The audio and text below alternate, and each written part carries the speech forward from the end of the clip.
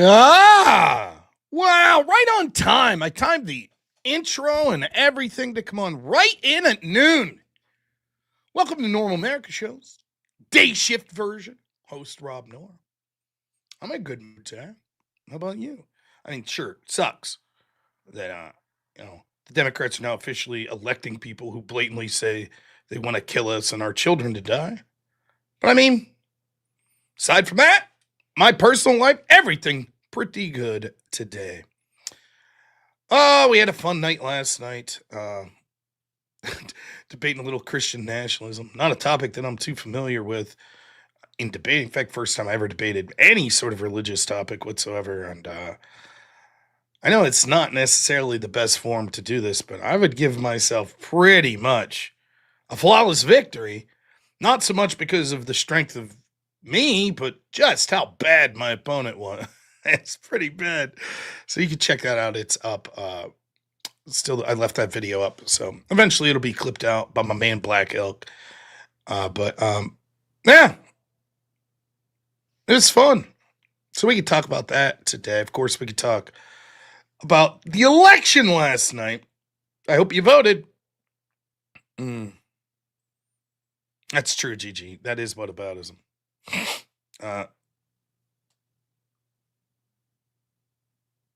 So we talked obviously about the elections last night. And we had talked about the Tommy Robinson decision the day before. I brought it up, but no one really bid on it. So if you want to talk about something like that as well, that's fine. So that's the plan. What am I doing today? Well, tonight we'll have a regular stream, no guest, 10 o'clock. Probably focus heavily on the elections. And we're going to do the weekly Griftathon. Oh, yeah. You'll have your chance to win the Chad of the Week title this fine evening. That's right. So that'll be the plan. We're going to have fun. We're going to try to raise some funds later tonight. Now, that pisses off a lot of my new viewers. Because it's like, dude, I'm here to hear Rob's based political and cultural takes. You know? So why is this dude just playing whip songs? And but that's okay. The OGs will understand. Current chat of the week, I believe, is... Oh, man. Who was it? I have it written down somewhere. That's a big mistake.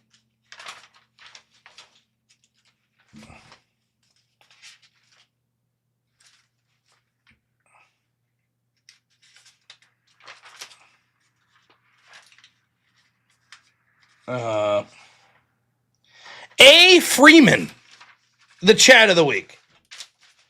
A. Freeman. So he'll be defending his title. Yeah, he fucking crushed it. He did a $200 buyout. Then Friday night, I have a debate with First Amender over on Modern Day Debates on should we significantly change EBT? I will be saying yes. He'll be saying no. So it should be fun. Who the heck is A. Freeman? A Chad of the week who came in and donated enough to win? Not to be confused with Abe Froman. Totally true. So should be interesting to see who wins tonight. Yeah, First Member I've talked to before, but at this point, what Democrat isn't a whack job to talk to? So we'll get that sorted out. Now, I had showed you all. I'll show you again pictures of the merchandise that I plan on getting. It'll be the first merchandise I have, but there will be more. But I'm so damn bad at this stuff. Just to get off my ass and actually get some sort of merchandise out there, I think is a victory for me. So let me bring it up. And 1 second. Okay. So here's the shirts that we're looking. I'm going to have these at DebateCon. I just picked 2 colors. There's going to be 25 t-shirts for sale. There will be the black and the graphite heather gray. Now, eventually, all of these will be colors that you'll be able to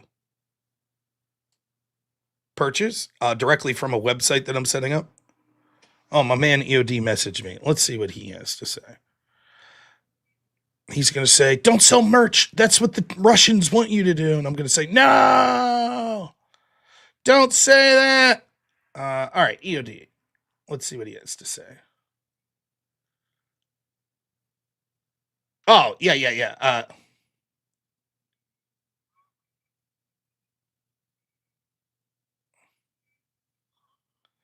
Nah, EOD, I was just talking to my dude today, so I'll be good to go on that guy, on the guy I have. But your suggestions are great, and I'll talk to you about it. So, anyways, there's the shirts. I'm going to have 13 XL and 12 double XL. I just picked 2 sizes. So there'll be 25 t-shirts. Then there's going to be the same colors hoodies, same sizes, double X and X. Only 25 of each. And then we're going to have hats.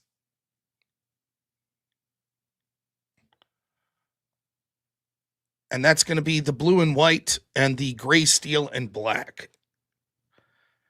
And there will be 13 of each of those.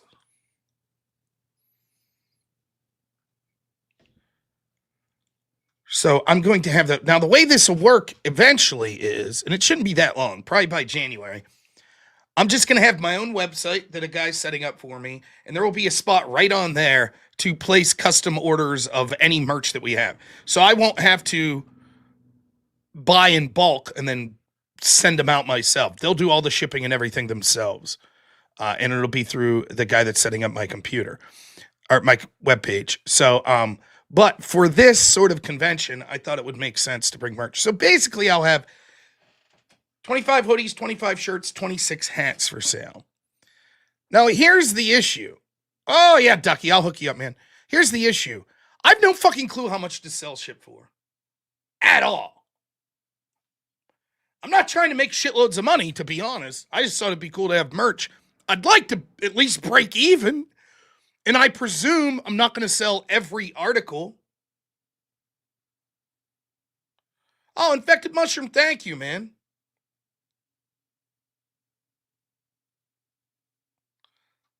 About Tree Fitty, $357 for everything. 3 times what I paid. I don't think I'm going to do that. Cost plus 35%. That's about what I had done, to be honest. I think we said $25 for a hat. T-shirt was like $30, and hoodie I think was like $50. Is what we came up with. Now I was looking at the pricing that the Crucibles merch is, and my merch would be cheaper than theirs.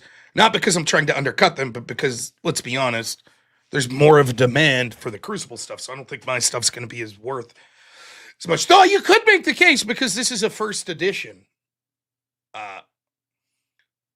But my assumption is maybe I'll sell half of what I take. And so if I charge double what I made or double what it cost, I would break even. But I'm not going to do that. I'm not going to charge double of what it cost. So if the hoodie costs me $35 to purchase, I'm not going to charge $70 for it. That's not what I'm doing. So I thought, challenge Andrew and Jake to a game of chess with the stipulation if they lose, they have to wear a hat or a shirt. Oh, that's not bad. We'll challenge them at something. They ain't going to do chess, though. Those fucking heathens. That's too intellectual of a pursuit for them. It'd have to be like, who could chain smoke a pack of cigarettes first or some shit like that. Whatever the fuck Jake's good at. Who could get the most ladies' numbers in an hour or some shit. I'm sure Jake's good at that.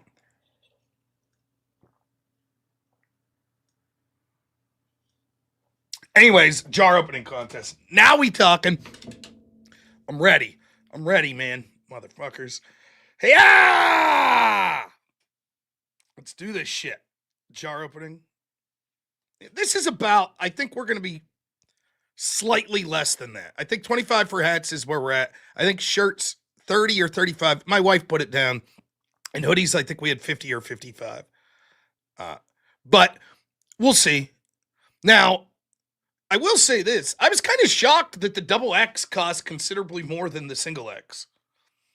Like, I knew it'd be a slight difference, but it's a pretty big difference.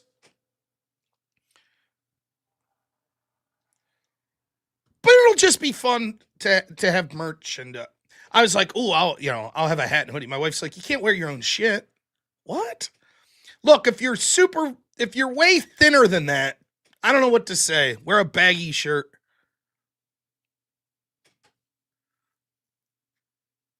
Yeah. But I think it'll be cool. And we could even autograph your shirts. So if you buy merch down there, I'll make sure every shirt will come with an EOD autograph, which is priceless. Can you imagine having a Normal America shirt or hat with an EOD signature? That's a one-of-a-kind object there. Yeah, I'm going to wear my own shit. I don't care. Yeah. Oh, EOD's like, what? So a local guy I know that I went to high school with has a shop where he does stuff like that. Everest is out. He no longer wants the hoodie. Oh, we could bedazzle him, my wife says. My wife will be there. It'll be a lot of fun. You'll get to meet her. The shirt will not come in schmedium. You'll have to wear an extra. It eventually will. But I thought it would be, instead of being like, oh, I'll buy 5 smalls, 5 mediums, 5 XL, 5 double X, I was just like, let's just do double X and X. Because that's probably where the majority of people will be. Yeah, it'll be $30 for a t-shirt, $20 for the same t-shirt with EOD signature. The default price comes with EOD signature. You have to pay extra to not have that. I'm just kidding.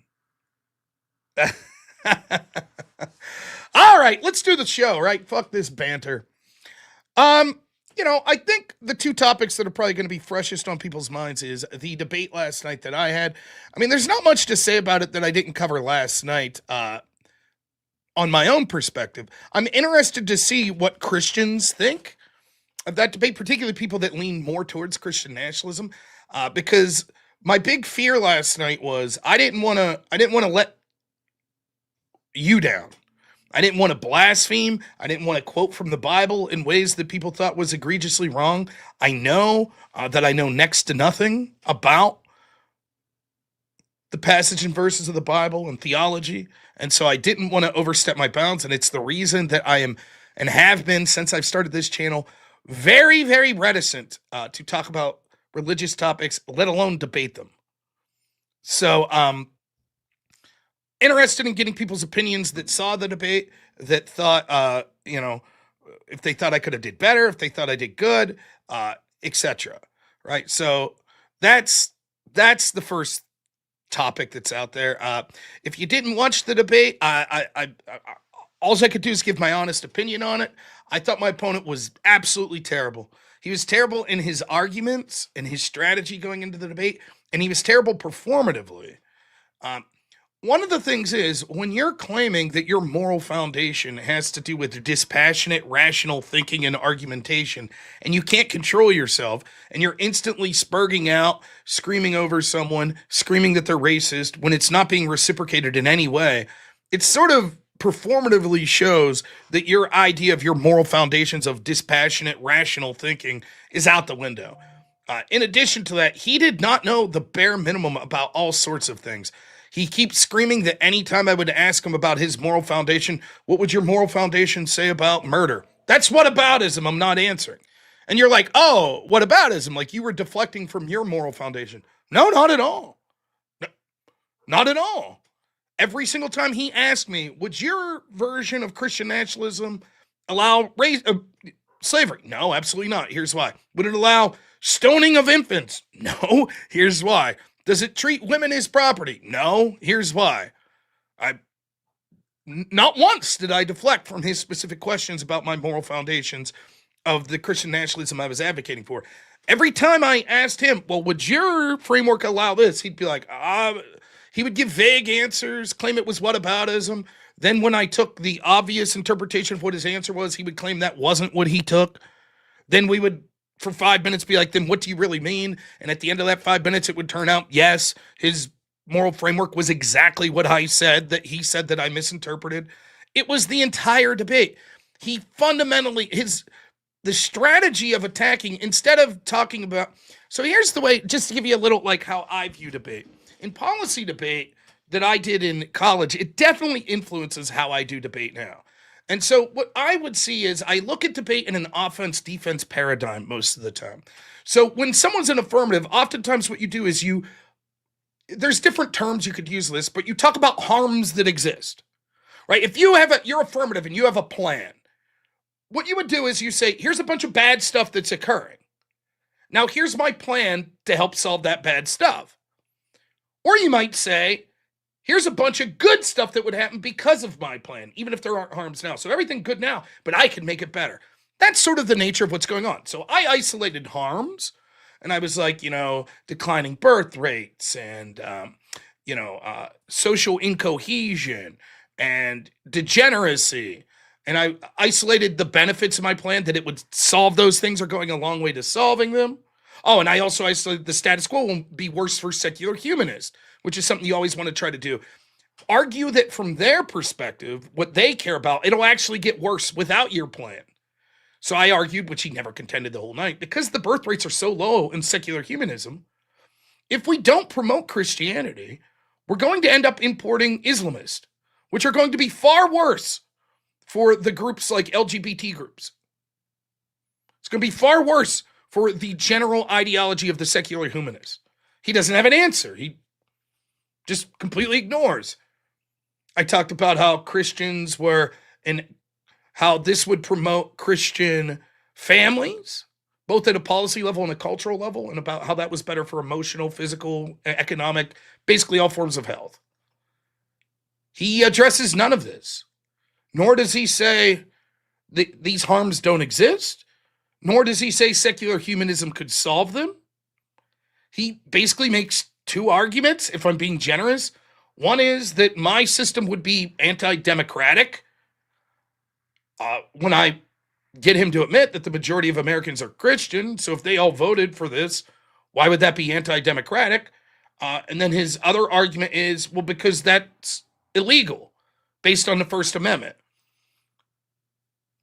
That you can't exclusively vote for a policy or push a policy because of your religion, which is fundamentally not true. And it's just a complete misunderstanding of what the First Amendment says.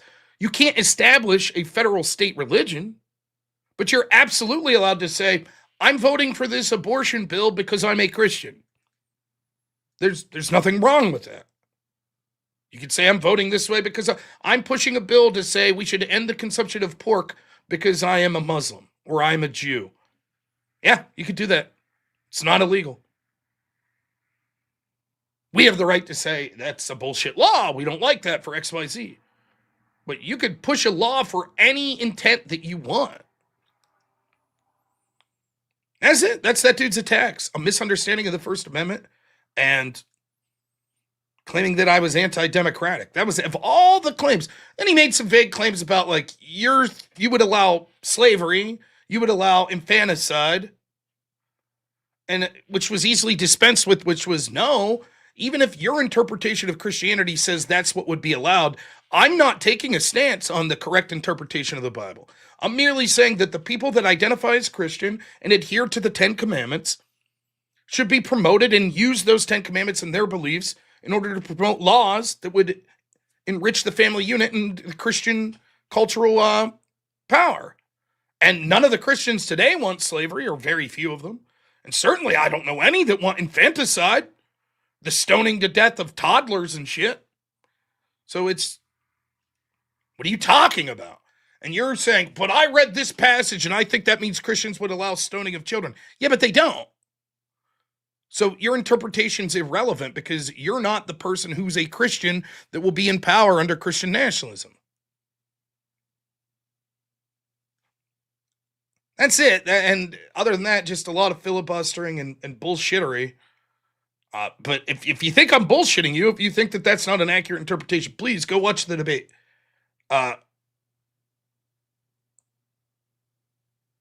So interested to see what people's thoughts on that. Now, the big issue, obviously, I'm obviously going to talk more about this tonight, but I'll give you the gist of what I think about the elections last night.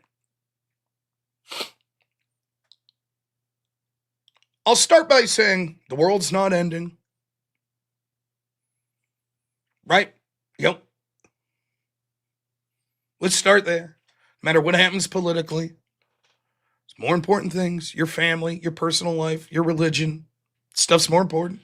Your culture, your neighborhood. Okay? We got that. Now, there will be people out there today saying this isn't a big deal from the perspective of a political loss. It's a bunch of states that were already blue, that had blue people win. And those people are wrong.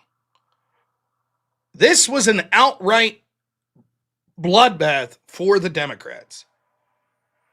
Not only did they win basically everything, they won in California, they won in Pennsylvania. Now in Pennsylvania, it's enshrined until at least 2035 that we have a Democrat Supreme Court in the state of Pennsylvania. They won in New Jersey. They won in Virginia. They won in New York. And they won by margins that exceeded what people expected. And so the people that want to downplay this, it's not a big deal. It is a big deal. It absolutely is. Now, it's an off year. It wasn't like they took back the House or they took back the Senate or anything like that. So in that perspective, it's not as big of a loss that it would be to lose in a year like that. But it absolutely was an incredible loss for the Republicans. And it's not just that this loss signifies that there's two ways to look at it. One, and this is true, that in general, the party that wins the presidency, the House, and the Senate, generally in the midterms after that, they lose. Almost always. And the same is true of the off-year election before the midterm. Also, structurally, the way it's set up, because Republicans are sort of more go vote in person, day of voting type people, and vote by mail's such low energy comparatively, and the structural inputs that the Democrats have this massive machine where they turn out voting in every election, not just the big important ones. Structurally, the Republicans are way behind the eight ball on these off-year elections. Anytime.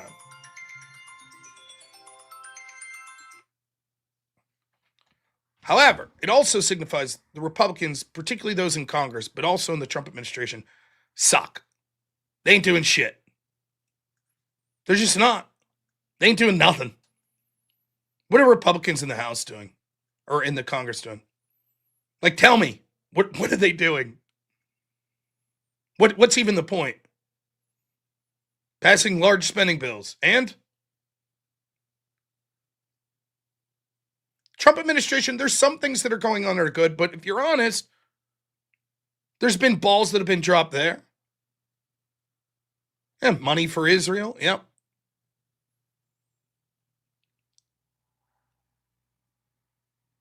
They shot Charlie Kirk in the throat, and tens of thousands of people celebrated it. Almost every mainstream Democratic institution within a day was back to saying, but they are fascist. They are. They're all fascist. The exact same rhetoric that their little brown shirts used to execute Charlie Kirk and to attack other people. They're attacking ICE. One climbed down a building and shot at ICE agents and killed 2 people detained. What did Republicans do?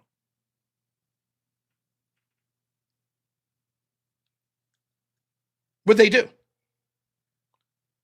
Sam Hyde put out a video. Somehow he got it through YouTube. I can't show it because he uses some slurs.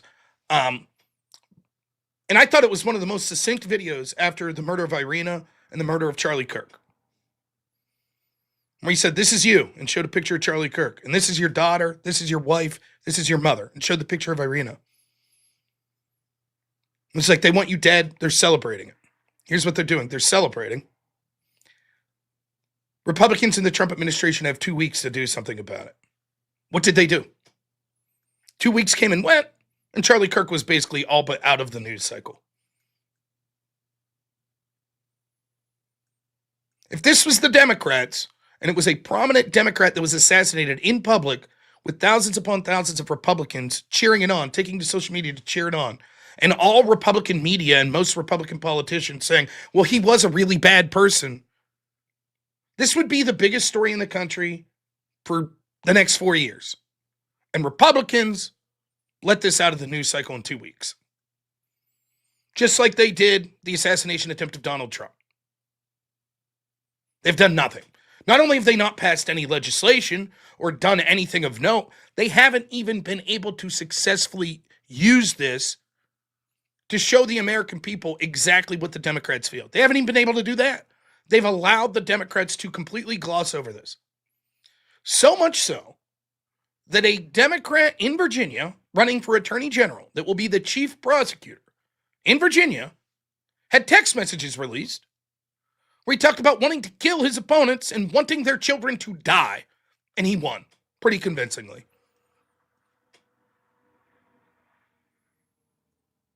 The Republicans, not only can they not capitalize, they're barely even trying.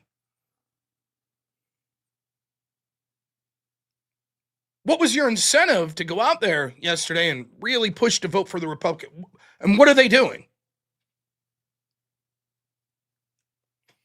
I mean, I guess your incentive is not wanting insane Democrats that want you killed to win. I mean, that's good enough. That's good enough for me to vote. But what are we being offered by the Republicans, who, again, I remind you, control the House, the Senate, and the presidency?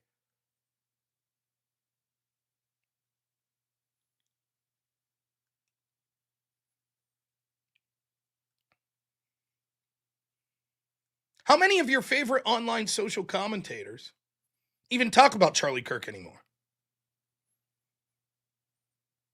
Instead, how many were fighting about Tucker Carlson had Nick Fuentes on? Can you imagine? Can you imagine that? Less than a month after one of the biggest conservative voices in the country executed in front of everyone, while tens of thousands of Democrats cheered it on. Well, even prominent Democrats said, well, he was a fascist, he was a bad person. And Republicans are spending time bitching about what conservative influencer had what person on. That's what they're doing?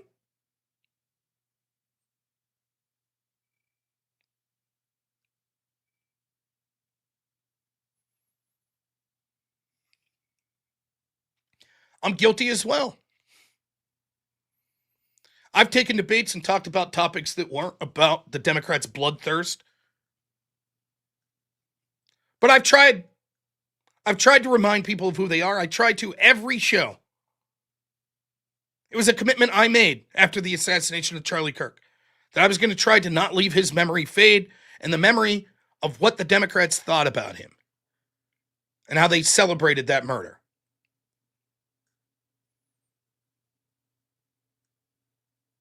I'm going to be doing a debate at the end of November about Nick Fuentes. I've already scheduled, it's already lined up.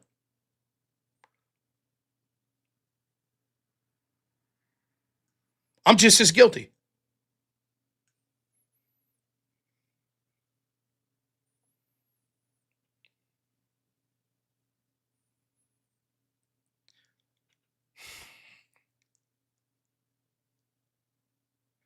I don't think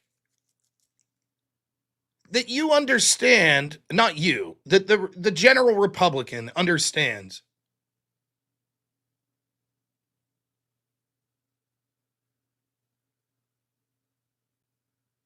just what the Democrats want to do to you. And it's going to get worse and worse and worse and worse and worse. They will murder. If I got murdered tomorrow, literally, if as I'm doing this stream, a leftist came in and killed me on stream, most of the leftists I've debated would be like, that's a shame. And for a day or two, and they'd be like, but he did have a bunch of heinous views. And life would move on. No one would give a shit. Many of the lefties I've debated secretly would be like, good. Just like George Abornier, the guy at Oxford that debated Charlie Kirk and shook his hand, smiled at him. First thing he said when Charlie Kirk was killed was like, yay, celebrated it.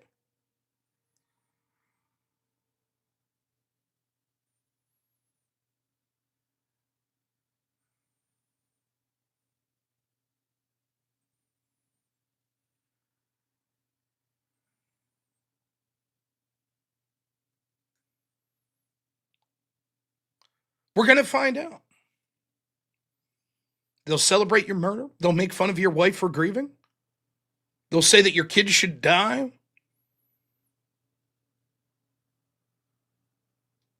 I'm not saying my audience wouldn't care. I'm saying the lefties wouldn't.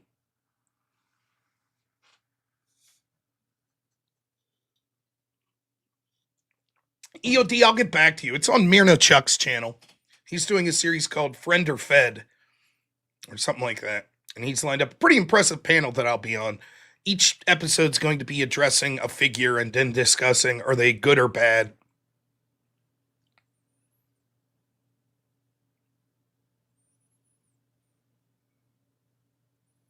So that's it. That ultimately is my valuation. It was a complete crushing loss for the Republicans. Democrats have the right to celebrate. Celebrating election victories is totally understandable. These are people that would celebrate the murder of their opponent, so clearly they're going to celebrate an election victory. And they have the right to celebrate this.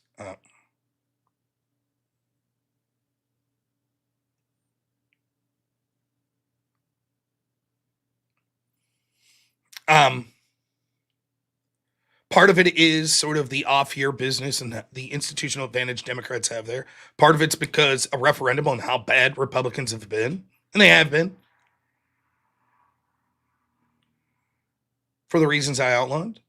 And, the other thing it signifies there's a healthy, robust movement on the left for more socialism and communism.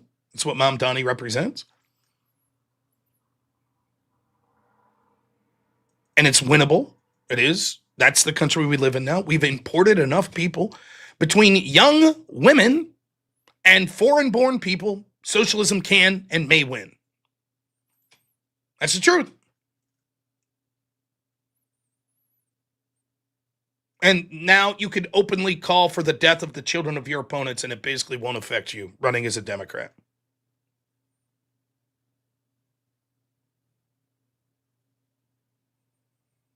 So, anyways, that's it. I'll talk more about this tonight, but that's in general what my thesis is.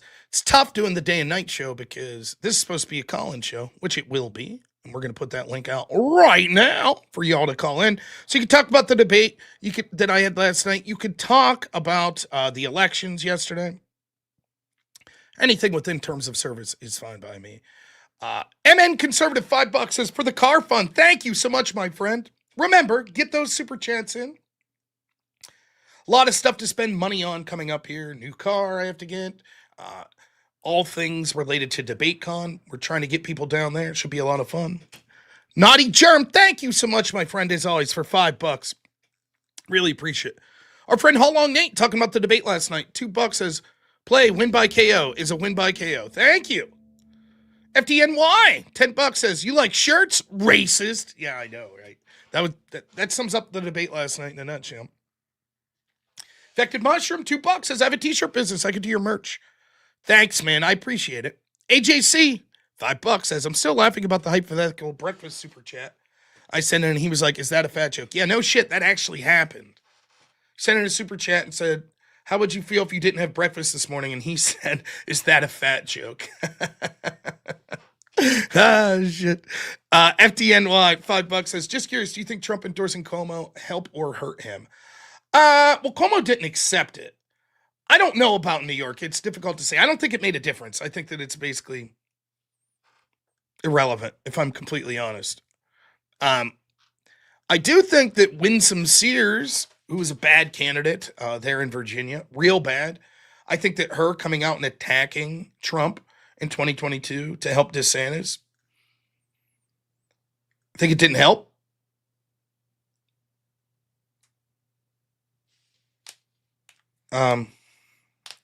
But, that's my feelings on it.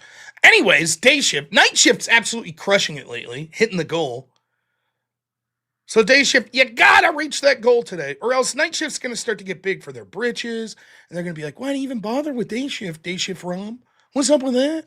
Come over here to night shift. The hell with the day shift people. That's what they're gonna say. There'll be a big travesty. Collector's Digest, $20. Rob, love the show. You stay calm when leftist lines slander you in debates. I struggle with that. These people enrage me. It's hard to see a path to unity. Hard to stay Christ-like for me. Yeah. You do a good job, though. God bless. Sometimes not. I appreciate it. Sometimes I have to remind myself, like, don't get fired up. Double shifter. What is that? That sounds like some kind of perversion. All right. Keep getting those super chats in. We're going to get to our first caller. Our good friend Avarice with what a background. Who's that handsome fellow? Well, today I thought I'd bring a very important public service announcement to the crew. So if we could just cue the morning music for the show. All right. We could do that. Yep. Let's see here. We got to take this very serious. This is the robnoerr Show. It's not the Rob Show. This is my favorite. I always forget to play it. Oh. Because it is my show. If this was your show, If it wasn't as serious now, it'd be a little bit more fun for us. The Monday morning crew. But maybe that's just because it was your show. But it's not your show. It's the robnoerr Show. Remember this. Remember this morning crew. Yeah.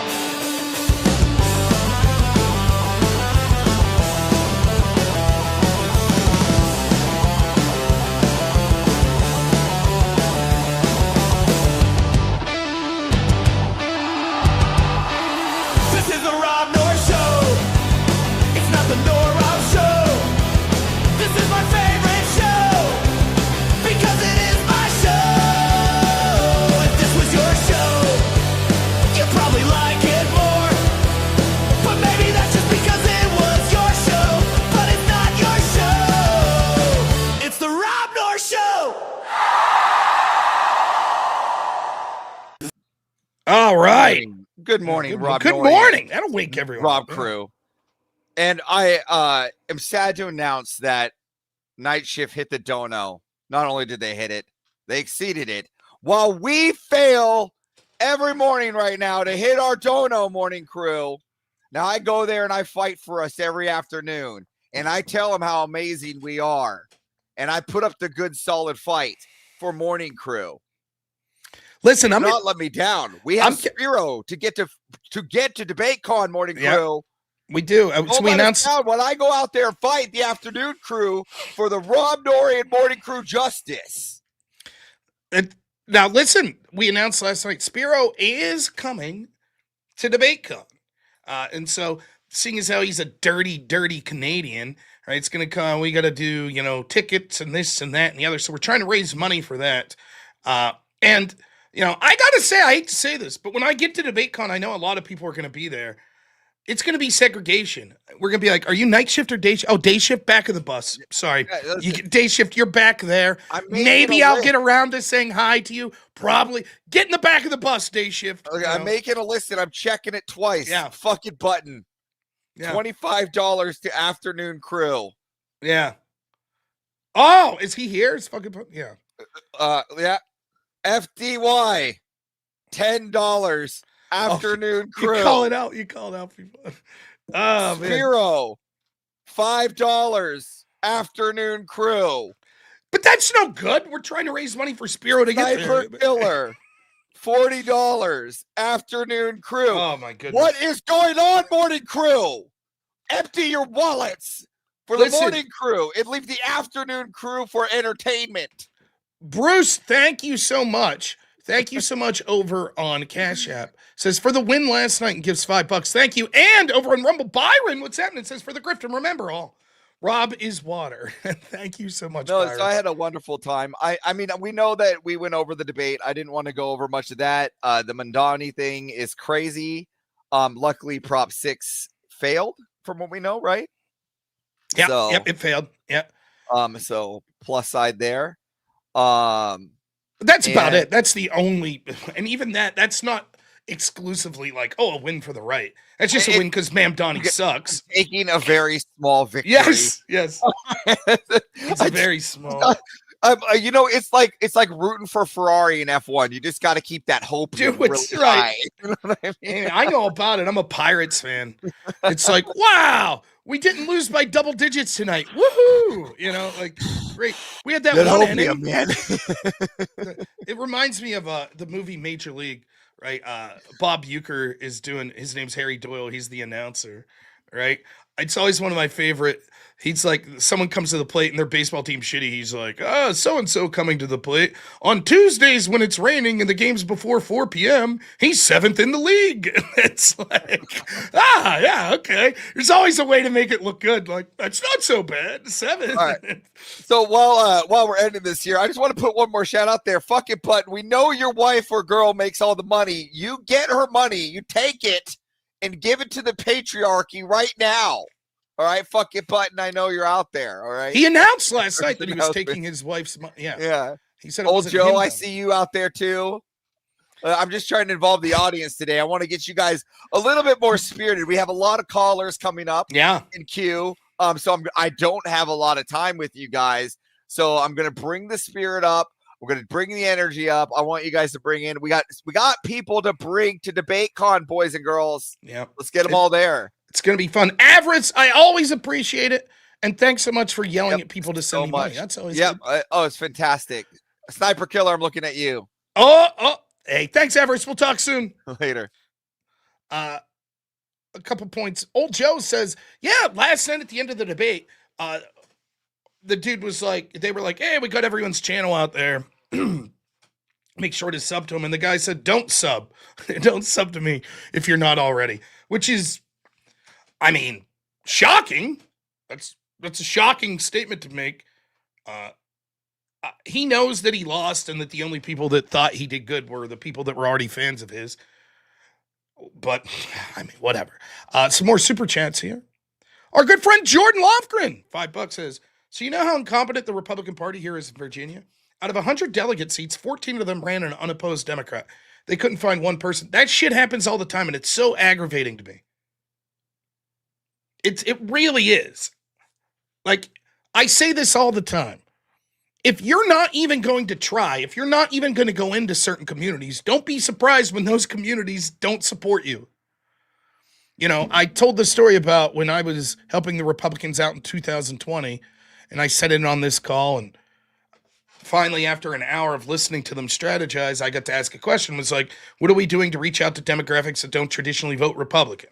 And they were like who? And I said, college students, single mothers, inner city blacks. And their response to me was, we're going after the low-hanging fruit, not those groups. And I said, then you've lost. Do I think that if I go into Philadelphia and start talking to inner city blacks, that all of a sudden Republicans are going to win Philadelphia? No, but maybe they will in 20 years. And if you don't even try, how could you be surprised that they're never going to vote for you?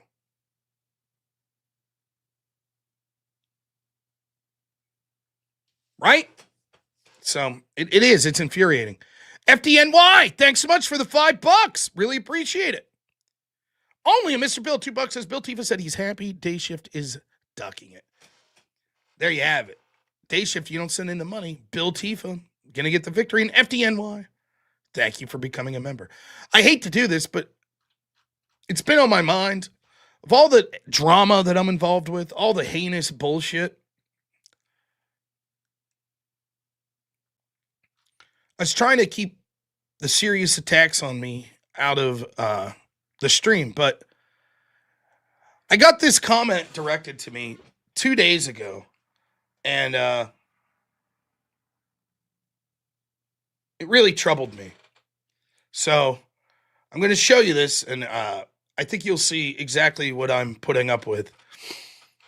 It's very troubling, I warn you, but 2 days ago, a commentator made this comment to me. $357 a day is highly unreasonable. That was 2 days ago. Now, this guy, Austin Hall, this guy,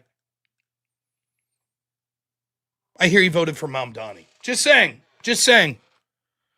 So if you want the Mamdani voters to win, don't send in your super chats. You know? Just saying. So, all right, next up. I'm sorry. I miss Gavin. $5 says, I can't believe you haven't given me mod yet, Rob. I could be your DEI hire and shield you from the panelverse. They're too powerful. All right, next up we got GG. What's happening, my friend? How you doing today? Hey, Rob. Doing good. Doing good. How are you? I'm doing very good. That's racist. That's true. We learned last night. Everything's racist. This is the main thing I want to talk about, but that I haven't seen reported anywhere is I know someone who supplies like some of those pharmacy chains like around the country. I'll just say it that way. And as soon as the November 1st hit, SNAP benefits, obviously dropped off. They were lowering the prices on their milk.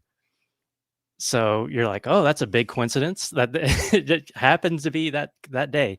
So anyways, like people could confirm that if they went and looked at the prices over time, but I haven't seen that actually reported anywhere. Well, I mean, you think about it. There's two things saying this. Like, it's simple supply and demand, right? Yeah. And so when you have the government spending money on a bunch of this stuff, it's going to cause the prices to go up.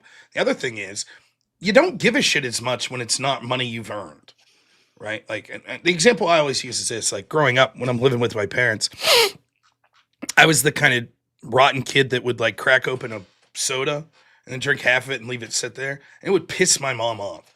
She'd be like, what are you doing? That's wasteful. Stop that, Especially like I'd leave it sit there for like an hour and then open another one. Go, that one's no good anymore, right? That would piss her off. And you're like, whatever, right? Then as soon as you move out and you buy like your first case of soda, you're like, oh, this sucks. It costs a lot of money, right? But when it's just your parents paying, you don't give a shit. Whatever, And so, it's sort of interesting when it comes to like a lot of these prices and shit. If it's the government money's fake bullshit as far as the person getting it, whatever. So they'll buy all this shit and then it drives the prices up for the rest of us.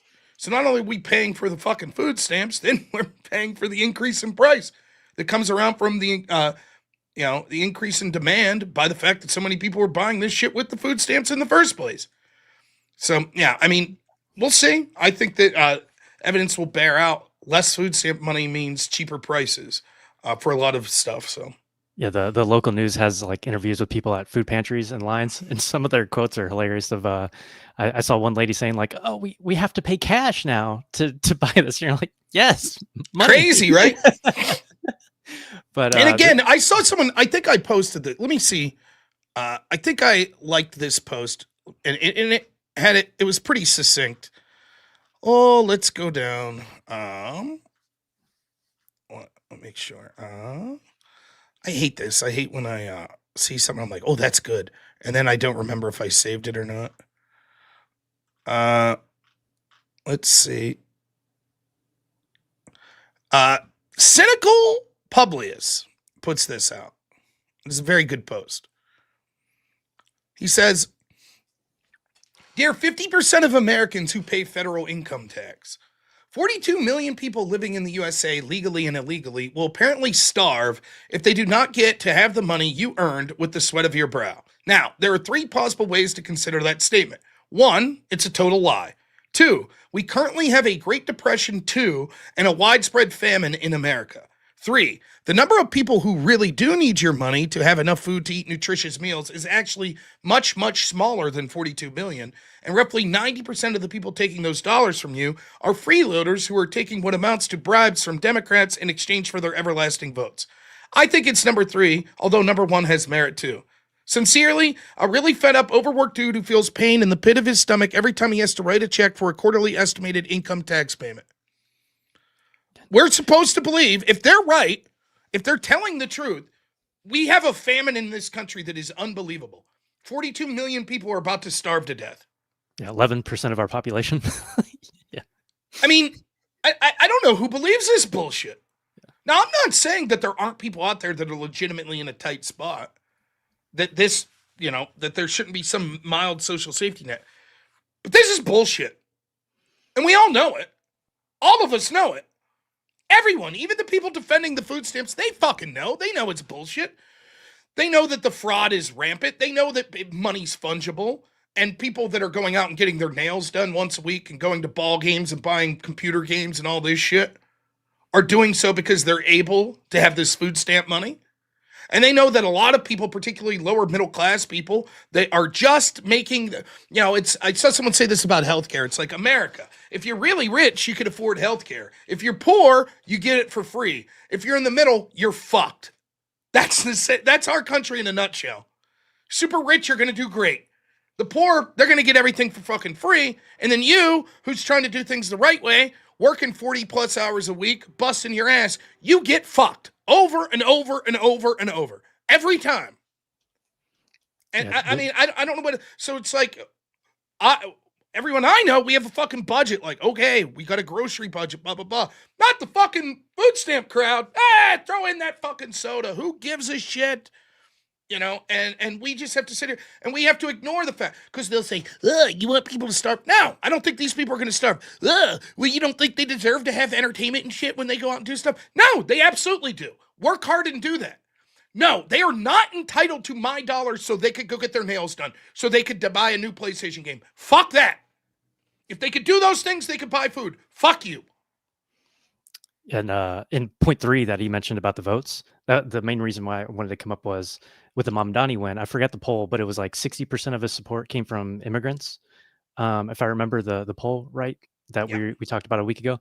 And so the Dems just like, they know that's a test run now. It works. Like so next time they come into power, they know if they flood the border again, they just push every city and get every mayor that they want. As long as you got a charismatic guy enough. I know Cuomo was a shitty candidate to run, but the game plan's there. So the ball's in our court while we still have everything of what we're going to do about it. And remember, Schumer gave a game away. We want to give a pathway to citizenship to all illegals. Yep. Because what someone would say to you is like, no, those are legal migrants that were able to vote. Yes, and that's exactly what the Democrats know, that they are far more likely to have people vote for them and more extreme versions of them if they are foreign born. So they're going to do everything possible to make sure that enough foreign born people as possible are able to vote. Yeah, so that it's not means hypothetical legal anymore. immigration. That means allowing illegals in and then giving them a pathway to vote. That's what they're going to do. Yep. Yeah, and so the hypothetical game of it is over. It's Mamdani did it. It's right there. Like, so we don't have to play the hypothetical game anymore of them pretending like it won't happen. It just did. And it's more, and it's not just like, well, they elected a moderate lefty. Yeah. No, this is as left as it gets in American elected politics. So anyways, that's all I wanted to come up here. I'll let GG, I thank you, man. I always appreciate it. Thanks so much. I'll try to bring housing data next time. I'll yeah, I would love to talk about it. Yep. Thanks, okay, man. Take it easy, Rob. All right. Super chats. FDNY says, I grew up in the project of New York City and saw many a BMW there. Huh? Mm-hmm. Oh, I forgot to... There we go. Took care of that. What was I going to do? Check my email real quick. All right.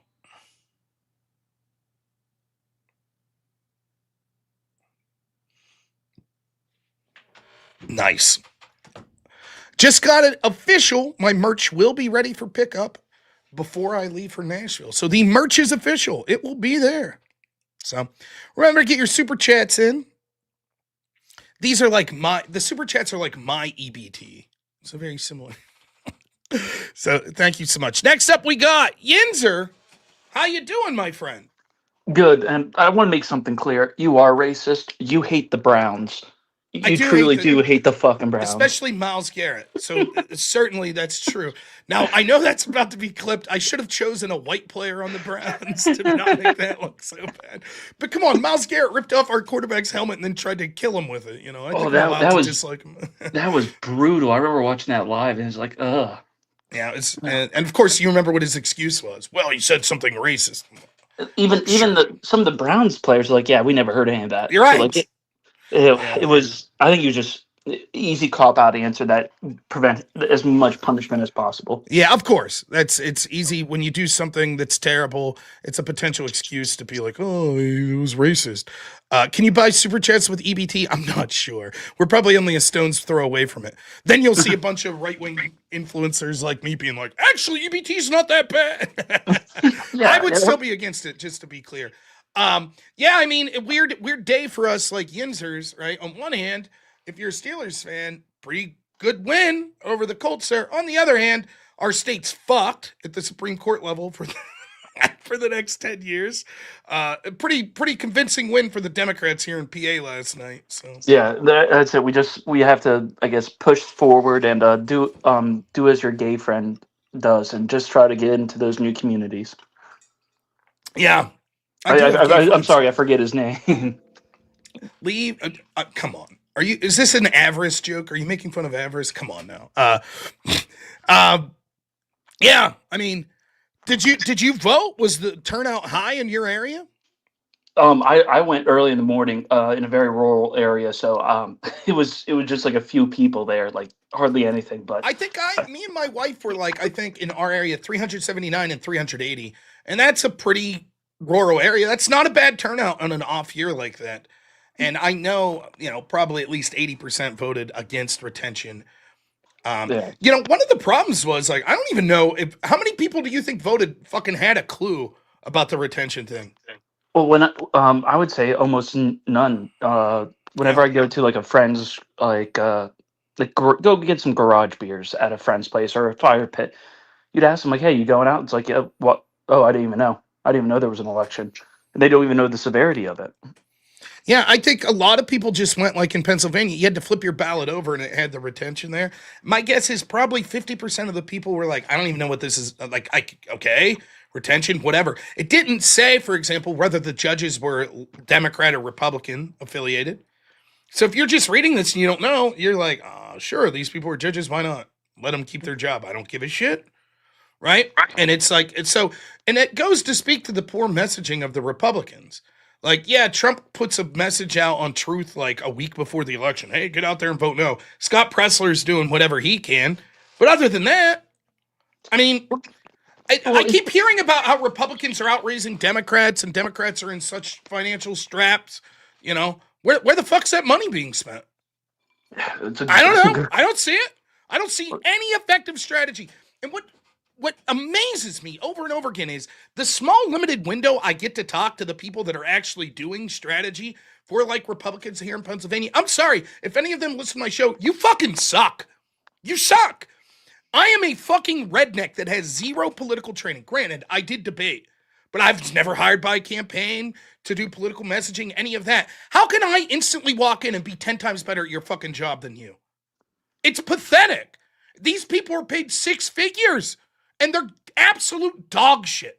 And I just can't figure out.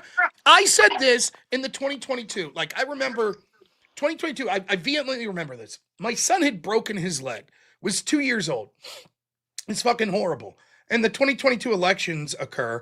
And the night that they were occurring, the big red wave that didn't come, in 2022, particularly here in Pennsylvania, where we saw fucking, Dr. Oz lose to a fucking human vegetable at the time, and John Fetterman that literally couldn't talk, who basically misled people about his stroke. That dude won. He beat Dr. Oz, and then, of course, we lost the governorship. This was after the fucking Democrats locked us down in Pennsylvania, and we still lost. Now, I remember this specifically because the reason I bring up the broken leg, I'm so excited because me and my wife were in a hotel and my son was getting his cast taken off. So we were out in Pittsburgh. That's where he was getting his cast taken off. And then we were going to celebrate the next day, which we did. So it was actually a very good night for me. But I remember like making a bunch of calls and then announcing on my live streams, my mission is to get every motherfucker involved in the Republican Party in Pennsylvania leadership removed. They suck. When have they ever brought us any sort of victory? The only victories they could point to is when Trump's on the ballot. That's it. Other than that, in the last 10 years, what the fuck have Republicans in Pennsylvania offered us in positions of leadership? Nothing. Absolutely nothing.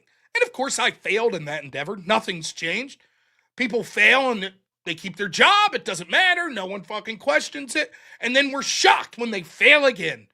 Same fucking story over and over. No, it's truly sad. But I just want to ask you, I guess, a few things about last night. I'm sorry for changing the subject if That's you don't okay. mind. No, one thing that blew my mind was at the very end. You're like, okay, Sky Daddy tells me in a dream to go make legislation. You're okay with that. Sky Daddy's book tells me to make legislation. That's illegal. Like None of it was coherent. I mean, if I'm trying to steelman his argument, I think this is going to be a stretch, but I'm going to try my best. He wouldn't differentiate from the book or the vision. What he would say is, I can't use that as the only reason to push for or to vote for legislation. So, for example, the example I gave was, I have a dream, and God, my Christian God, in my dream, I think tells me, Rob, you're in Congress, push legislation to raise the voting age to 25. And so I'm like, hey, I'm putting forth this legislation to raise the voting age to 25 because God told me in a vision, right? Or he would say that's no different than I'm pushing to change the voting age to 25 because Acts chapter 3, verse 17 tells me, I interpreted that that's what I'm supposed to do.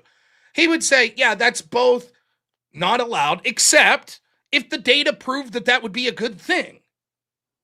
Then, if the data proved actually outcomes would be better for the majority of the country we did that, then it's not illegal. Now, I don't even like the idea to understand whether or not something is constitutional is about whether or not it would be effectual is absolute nonsense fucking garbage. I mean, think about that. Like, take religion out of it. Like, First Amendment, right? We'd be like, we have a right to free speech, right? It's there. And imagine that the government comes out and says, Nick Fuentes is now no longer allowed to open his mouth anywhere. Like, literally, we are going to forcibly tape his mouth shut and he can't say anything anywhere. And you'd be like, that's a clear violation of the First Amendment. And you'd be like, yeah, but look, the country would be better off for it. Oh, okay, then. Then I guess it's not. What the fuck are you talking about? Like, that's the entire... Like, I just don't understand, like, how someone... I mean, I'm being charitable when I say that he's bad faith. That this was someone who was intentionally lying about what he believed because he didn't want to lose a debate. Because the alternative's much worse. If he's that fucking stupid, if he's that stupid that thinks that, like, it's okay to push a law because God told you, if he agrees that that law would be a good thing, but it's not okay if he thinks the law would be bad, I don't even know what to say. No, it was whole argumentation. There's a reason you won by over 80%. So I'd take that W. Infected Mushroom, my email is rob.noor@gmail.com. Now, you're the second person who has generously offered to help me with merch, but the problem is I'm literally working through a friend in high school. So probably going to give him the business in helping me, though I immensely appreciate it. I really do, Infected Mushroom. So, but that's, that, you know, I mean, it's a friend of mine from high school, so I'm probably going to work through him. But yeah, I mean, it was surreal. And the whole debate was like that. No, For those that are wondering, the First Amendment just says that you can't establish a religion, right? You can't have a national religion. It does not say there is no constitutional problem with using your moral system to push for laws or to vote for them. Nothing. Like, in fact, if anything, it's the opposite. If you read the First Amendment, it says that. Let me read it for you real quick. The beginning of it. So I get the exact wording. I think I know, but I don't want to fuck it up. I'll look like a goof. Congress shall make no law respecting an establishment of religion. Okay, so they can't make a law that says Christianity is the national religion or things along the lines of that. Quote, then next, or prohibiting the free exercise thereof. Well, part of the free exercise of your religion would say, because I'm a Christian, because I'm Jewish, because I'm Muslim, I vote this way on this bill. That's part of your exercise of religion. He's actually restricting it. Yeah. There is the intent of why you're voting for something is absolutely irrelevant. It's irrelevant. The question is whether or not the bill itself is constitutional or not your intent in pushing it. You can't say, it would be constitutional to push for an abortion ban as long as you say, but I'm doing this not because of my religion. Oh, well, then it's constitutional. But that same bill is now no longer constitutional if you say, I'm doing this because of my religion. Yeah, That's nonsensical. it And is. everyone with half a brain should know that. And it's so frustrating because you just know that his audience is eating that shit up. Yeah, makes sense to me. And it's like even left wingers who would vehemently disagree with my position that know anything about sort of, the law or anything would be like, yeah, that's a fucking joke. That part of the argument is stupid. What are you talking about? And so it's really frustrating. But then what do you expect from this person who says, what aboutism means me saying, would your moral system allow X? That's what aboutism. I won't answer. I mean, so to him, he could, he could basically tell me, hey, I'm going to interrogate your entire moral framework, but you never get to interrogate mine because you interrogating mine is whataboutism. But when I do it to you, it's perfectly legitimate because Christianity sucks.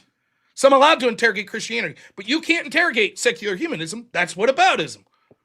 I mean, what do you even say to that? Anyone with half a brain's like, what a joke. Yeah, it's bad. But I'll let you go. You have a bunch of other callers. I appreciate you taking. Well, the time. Yinzer, I appreciate it. At least we can celebrate the Tomlins beating the Colts. Who are they playing this week? I'm sure they'll choke the bed if it's a bad team. I don't know. I just know that we're first in the division right now, I believe. So The division's terrible.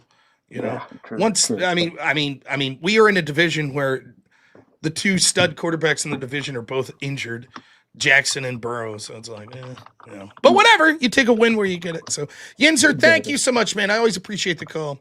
Yeah, Us have a good rest of your Yinzers day. sticking together. So take it easy. Oh yeah. Let's see it. All right.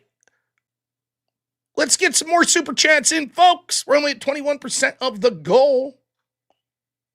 Matt Adam, thank you so much for becoming a member. Thoroughly appreciated. Now, I would pause to yell at people. We got about an hour and 20 minutes left in the show. So I would pause to yell at people.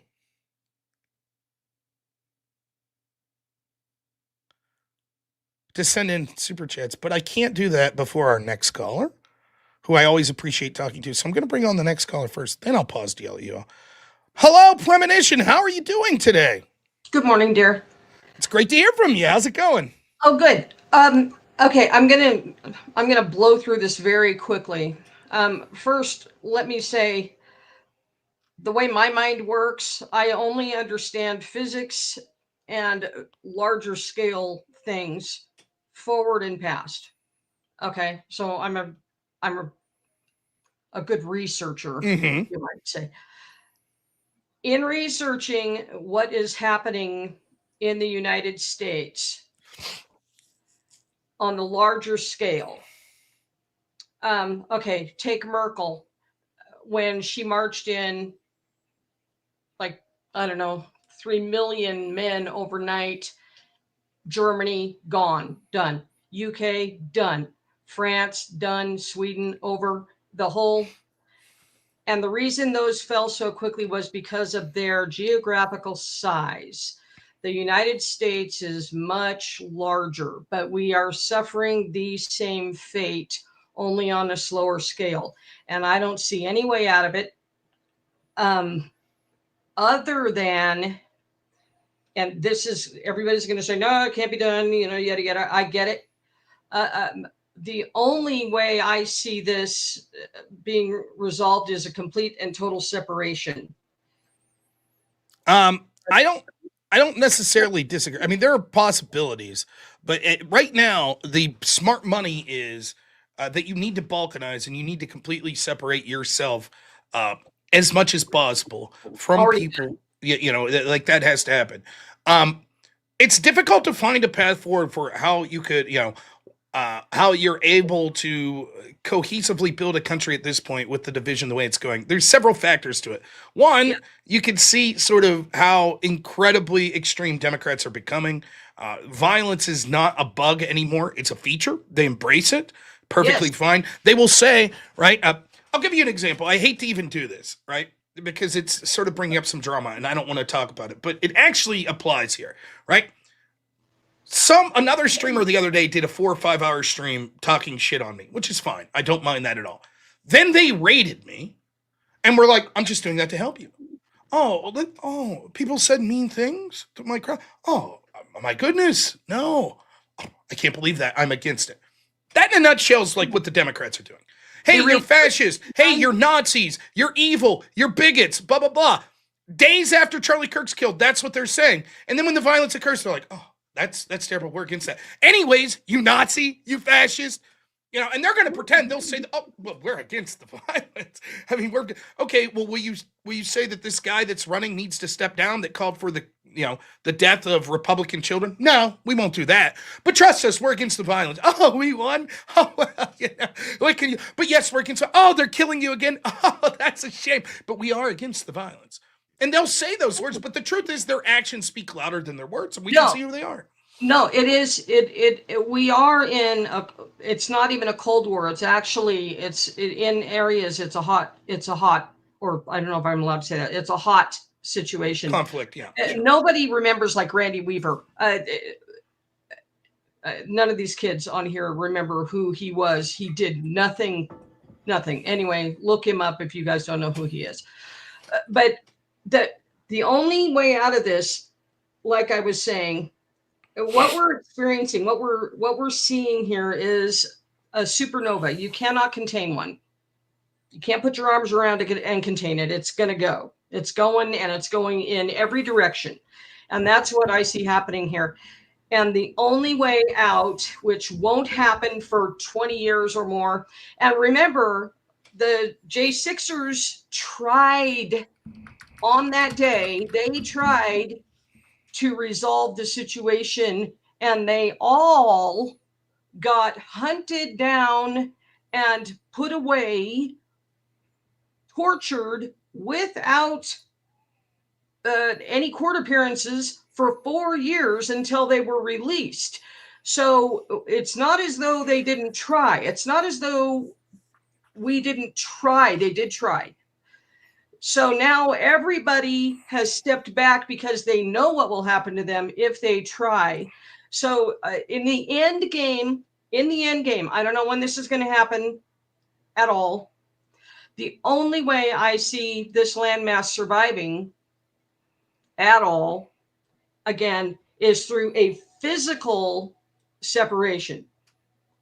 Either and they're going to have to draw the lines, a physical separation, and it's probably eventually something. Sadly, we'll have to. And I'll continue to fight that. It's going to have to be two countries. I'll continue to fight. I'll continue to fight that. Hopefully, it doesn't lead to that. Right? I'll continue to push for that. But even then, with the two countries, it's going to. If that occurs, the chances of it not being outright war once we separate as two countries is going to be very little.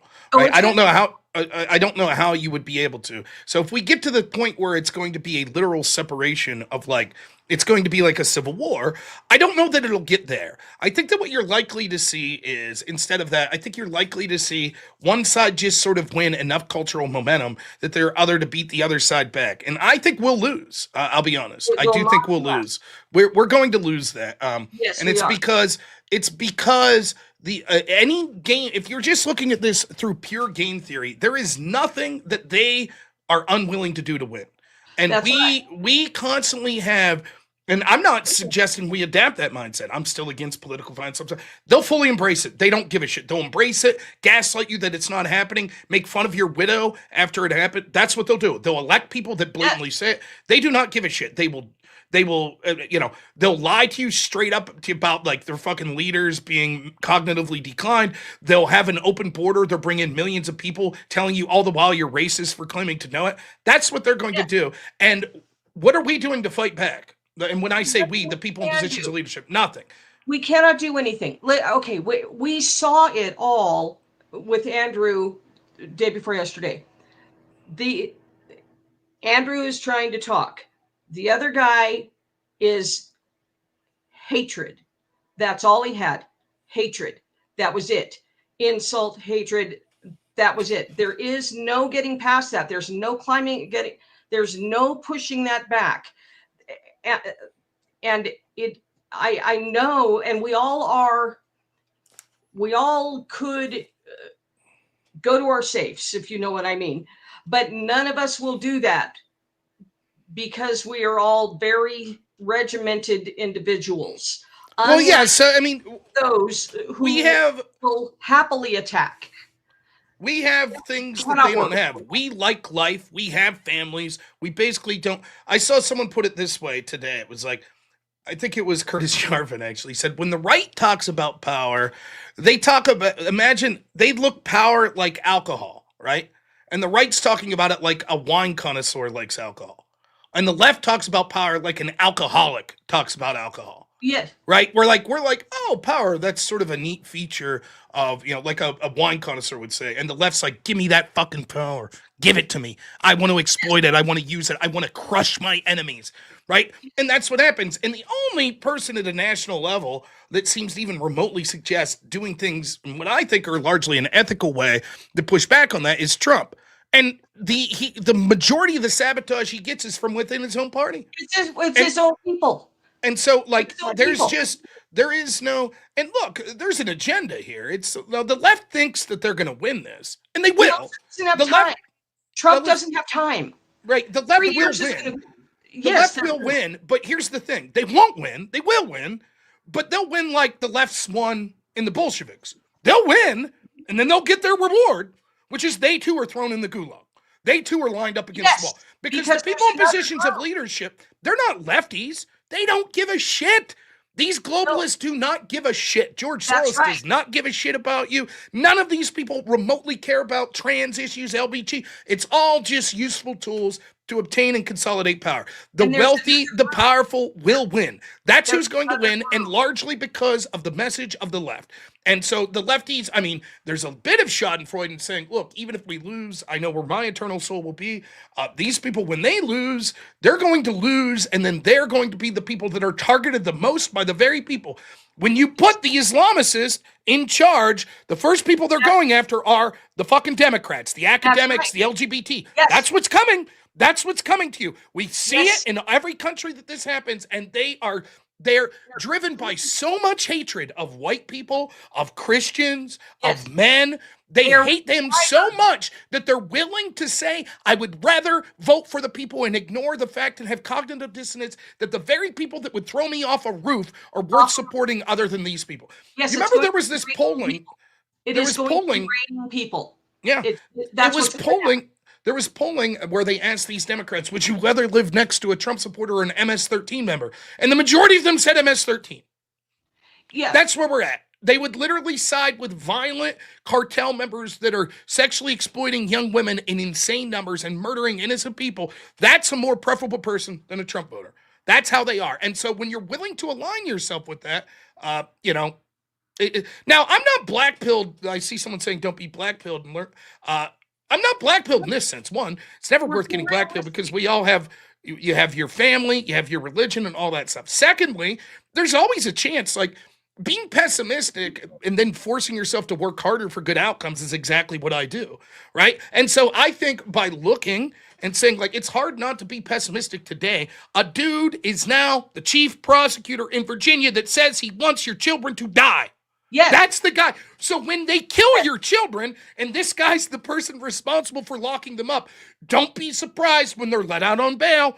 Don't be surprised when they get a year of community service. Don't be surprised when it's, well, it was just a misunderstanding. This wasn't actual murder.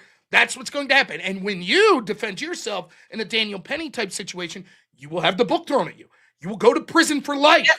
Because we have elected someone in Virginia who has made it quite clear. His feelings are, you deserve to die. Your children deserve to die. And he faced no political consequence.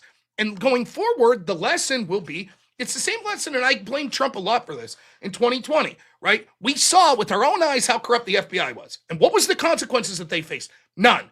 So what did I say then? I said, okay, then the lesson's going to be from the FBI. Let's ramp it up, baby. Now we can do whatever the hell we want because we were exposed. Everyone sees it. No one gives a shit. There were no consequences. 2008 financial crisis, Goldman Sachs, Fannie Mae, all this. There's no consequences. So No don't be surprised when they amp up the very bad practices. That's human nature. When people do things and they get away with it, they say, oh, now we've been exposed and the lesson we take is it's okay to do this.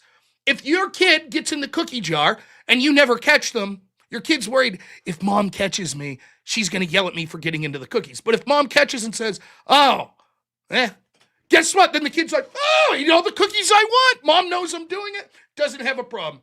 That's what's happening. So, hey, Premonition, I'll give you the last word and then it's definitely a bad day in the way that you're saying. I agree.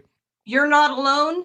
I want you to know you're not alone. There are those of us who understand, and the guy, whoever said the black pill thing, needs to think in terms of tens of years, not a year from now. They need to expand out their thought process to 15, 20 years from now. Anyway, dear, you have a wonderful It's always day. great to hear from you. Thank you so much. Wife, baby, and dog. Thank you. I will let them know. My wife's watching right now, so thank you so much. We'll talk to you soon. All right, we'll see you. Matt Adam, thanks so much for becoming a member. Really appreciate it. Letty, member for 4 months, says, I thank Yins for the conversation. Both me and Yins are. Thank you. Really appreciate it. Matt Adam, $10. Thanks so much. Says, here because of Andrew. I love your content. My girl voted for Trump, but now regrets her vote and says that he's a liar and corrupt in every way possible. What would you say to her? Well, I guess I would first ask in what specific thing? Now, I presume that this starts with the Epstein shit, which he handled very poorly. Actually, what he said was way worse than what he did, right? Like, on the Epstein stuff. But what he said was horrible. Other than that, he's a failure, but I mean, I don't know what the corruption level would be. Like, what I would say is, like, he said he wanted to do deportations. He's being hamstrung by every court in his own party, basically not doing shit. He said he wanted to radically change economic policy. He's trying through the tariffs and stuff like that. Courts are going to roll against him. His team, for better or worse, is at least filing, beyond what I thought they would do, indictments against corrupt people at the FBI, etc. So he said he was going to secure the border. He largely did through executive order because his own party, the Republicans, aren't going to pass any legislation to do it. So I don't know how that means he's corrupt in every way. So I would have to know specifically. If it's just about the Epstein stuff, I'll assume that's it. Yeah, it's real bad what he's saying. I've gone through this over and over and over and over and over and over and over and over and over and over and over and over and over and over and over and over and over and over and over again. But I'll give you the cliff notes of it. I think what happened is, one, the Epstein story, at least the way that it's being presented to Trump, isn't everything that people thought that it would be. So I don't think that there's thousands upon thousands of hours of tapes of people blatantly having intercourse with 8-year-olds or anything like that. I don't think that that exists. I think largely to the extent that there would be any tapes, one, it would probably be people that look 21. And so the crime, although serious, would be people that were sleeping with 17-year-olds that they assumed were 18 and didn't ask, right? Secondly, any of those tapes, if it would have benefited the FBI and our intelligence agency or foreign intel agencies, would have long since been destroyed since 2008. And so what happens is Trump has a gut feeling. He gets in there. He asks for proof. There's no proof. Okay? Now, I think that likely what's happening is two things. One, Trump is in the Epstein files. And by that I mean he literally is. If you consider the Epstein files are just everyone who's mentioned in any of the records. Because we know, as Trump's admitted for years, that he had been to parties with Epstein and that he had at one point been on an airplane with Epstein, okay? So at that point, it's like Trump understands that he didn't do anything wrong, but there's a bunch of other people that did do shit wrong, or that there's a bunch of other people on that list that also probably didn't do anything wrong, but they don't want to be smeared and have their reputation tarnished for the rest of their life because they're not accused of a crime, but they're just going to be associated with, you know, Bill Smith here, Epstein, Bill Smith, Epstein, Bill Smith, Epstein. So if we just release a bunch of files that says, one time Bill Smith was at a party with Epstein, that makes Bill Smith look really bad. And so he's like, yeah, I sympathize with that. It sucks to get smeared with this shit, just like I was. Second would be a lot of these people are probably big donors to the Republican Party and even the Democrat Party. And they're probably like, listen, we don't want to be smeared like this. Now, you could say whether or not that's a good thing or bad. I would still rather see the names released, but I don't think that this is him lying because he's some sort of monster that harmed children. Also, there could be connections to intel agencies, which there probably are. However, I'm not so sure that Trump's going to be fed that information directly. And even if he is being fed that information, it may literally be the case that it's like, if we release this sort of information, that a bunch of negative things would happen that we didn't intend as consequences that would be very bad. For example, it could be that intel cooperation to get terrorists, etc., in different areas of the world would be sabotaged immediately. I don't give a shit. I would still rather see the Epstein files released. However, I understand why Trump would come to the decision. It doesn't make him some fucking grotesque monster. What's not defensible by Trump is the way in which he handled it. He's also going to be in those files in the sense that people are going to smear bullshit stories, such as the Wall Street Journal story. I've been reading the tea leaves and talking to people and seeing people that are saying things publicly. There will eventually be a story released, mark my words, that says that Melania Trump had some sort of connection to Epstein. Now, presume for a second that that's not true, that this is just a made up bullshit story. Would you as a husband be infuriated to know that you're about to be smeared as someone who is doing all this heinous shit to children and your wife was somehow involved in it as well, and you know that it's a complete lie?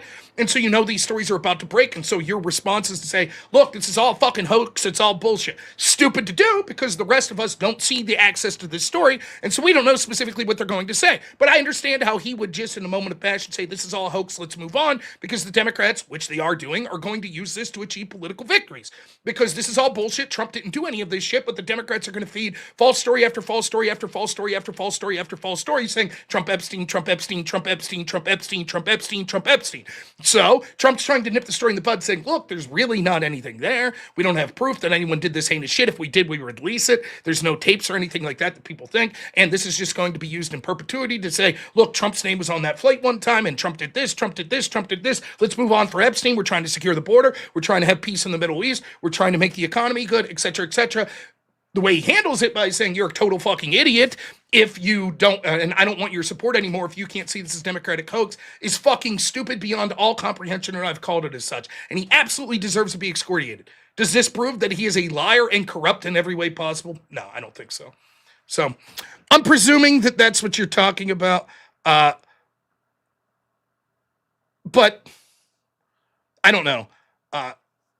I think it would be fair to say Trump is a failure in a lot of ways than he is corrupt in every way possible. But because Race Car, $5 says, how does one sign up for EBT? Asking for a friend who needs more race car parts so they can stop being embarrassed by dudes with Miatas. I don't know, man.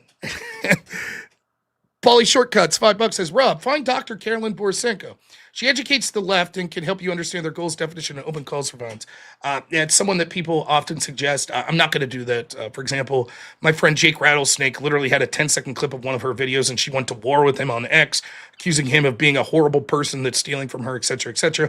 When she does the exact same thing, puts small clips out from other people, such as Andrew Breitbart, and doesn't give them credit. So she seems like someone who's I'm just not going to deal with it. Appreciate it. She must have a lot of fans. A lot of people constantly tell me to check her out. She seems totally unhinged, and people I trust have told me that she's unhinged, and I've personally witnessed her be unhinged. So I desire no connection with her whatsoever. For example, she's attacking Andy No, one of the persons I think that have been most responsible for reporting on and showing to the American people just how dangerous Antifa could be. I have no interest in her.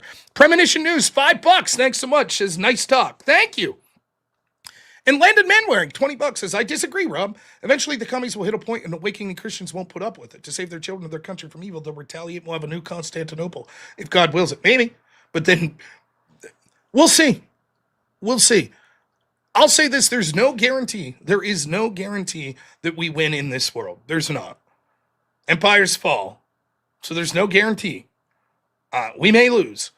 Will it come to the point where people rise up? I'm not calling for any sort of violence whatsoever.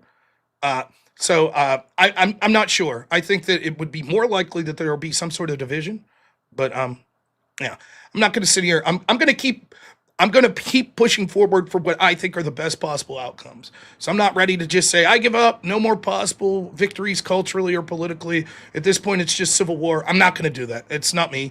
So. Travis Silva, thanks so much for $10. Says, nice W, Rob. Secularists seem to want to argue against the terms of Christian and nationalist, but skip the part past the term Christian nationalism. Seems like a category error, even if these terms have overlap. I agree. Totally agree. All right. Keep getting those super chats in. Now, I did say, I'm going to hold it up. I know we got the great Ulix online, right? But I'm going to hold it up until we get to 50% of our goal. It's bad form, I know it. But damn it. Sometimes you just have to grift a little. Let me check my manual. Hey, guys, only donate if you have the money. Please, don't waste your money on me if you're, Oh, wait. Woman, bring me a drink. Give me money, you fuckers. Am I doing this right? I don't know. Would this help? How's that? Is that helping? Maybe this guy instead? Little pumpkin guy? Do you prefer a little skeleton? Oh.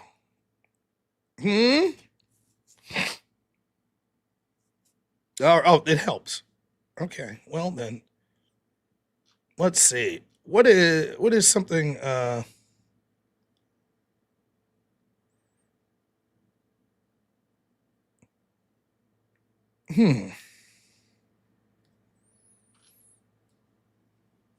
Is there any turkeys? No, StreamYard hasn't given me any turkeys. The rotten jerks. Skyman! 5,500 of something. Thank you. Says, hi, Rob. Greetings from Chile. Thank you so much. That's amazing. I think it's so cool when people from countries all over the world watch. Thank you so much. I appreciate it. Ron Quay, $2 says, money for videos not behind a paywall. I'm a chump. Yeah. What can I say? What can I say? What can I say? Chair stream. All right, I'll give you a chair. What are we going to play here? We're going to play a song while I go to the restroom and give you a chair. And when I come back, Chilean pesos. Thank you. When I come back, we'll be at 50% or higher. Let's see. You want to make fun of Andrew? You want to do the olive jar song? I'll give you a chair with the olive jar song. I'll be right back. Thank you, Cheek Rattlesnake, for saving Andrew from that olive jar. Thank you so much. Get him, chair.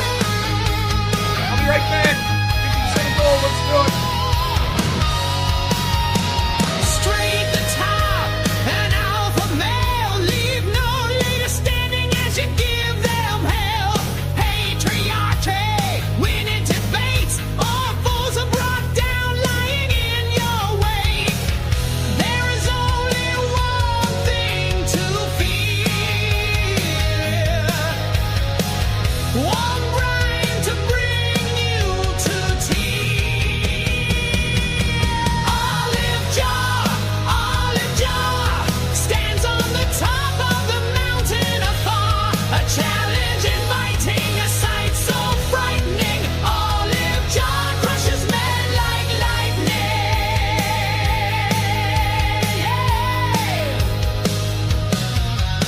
The crucible gas, their hero ashamed. With tears in their eyes, they began to cast blame. One tight, greasy lead was all that I took to beat the false doctrine and the earth shook.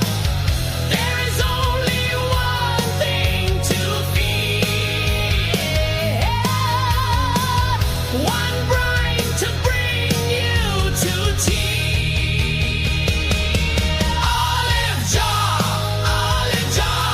stands on the top of the mountain afar. A challenge inviting, a sight so frightening. Olive jar crushes men like lightning.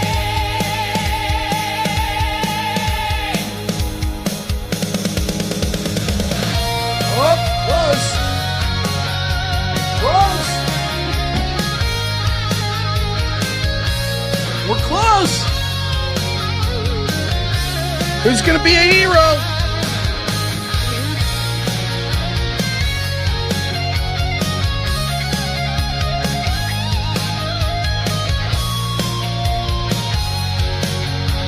I'm not very good at advertising. We're almost there. 4% left. Of course, someone could just send it $200 and end the whole charade. Just saying. $20 will get us over 50%.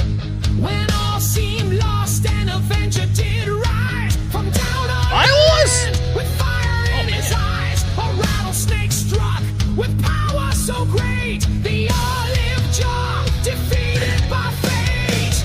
There is only one thing to fear.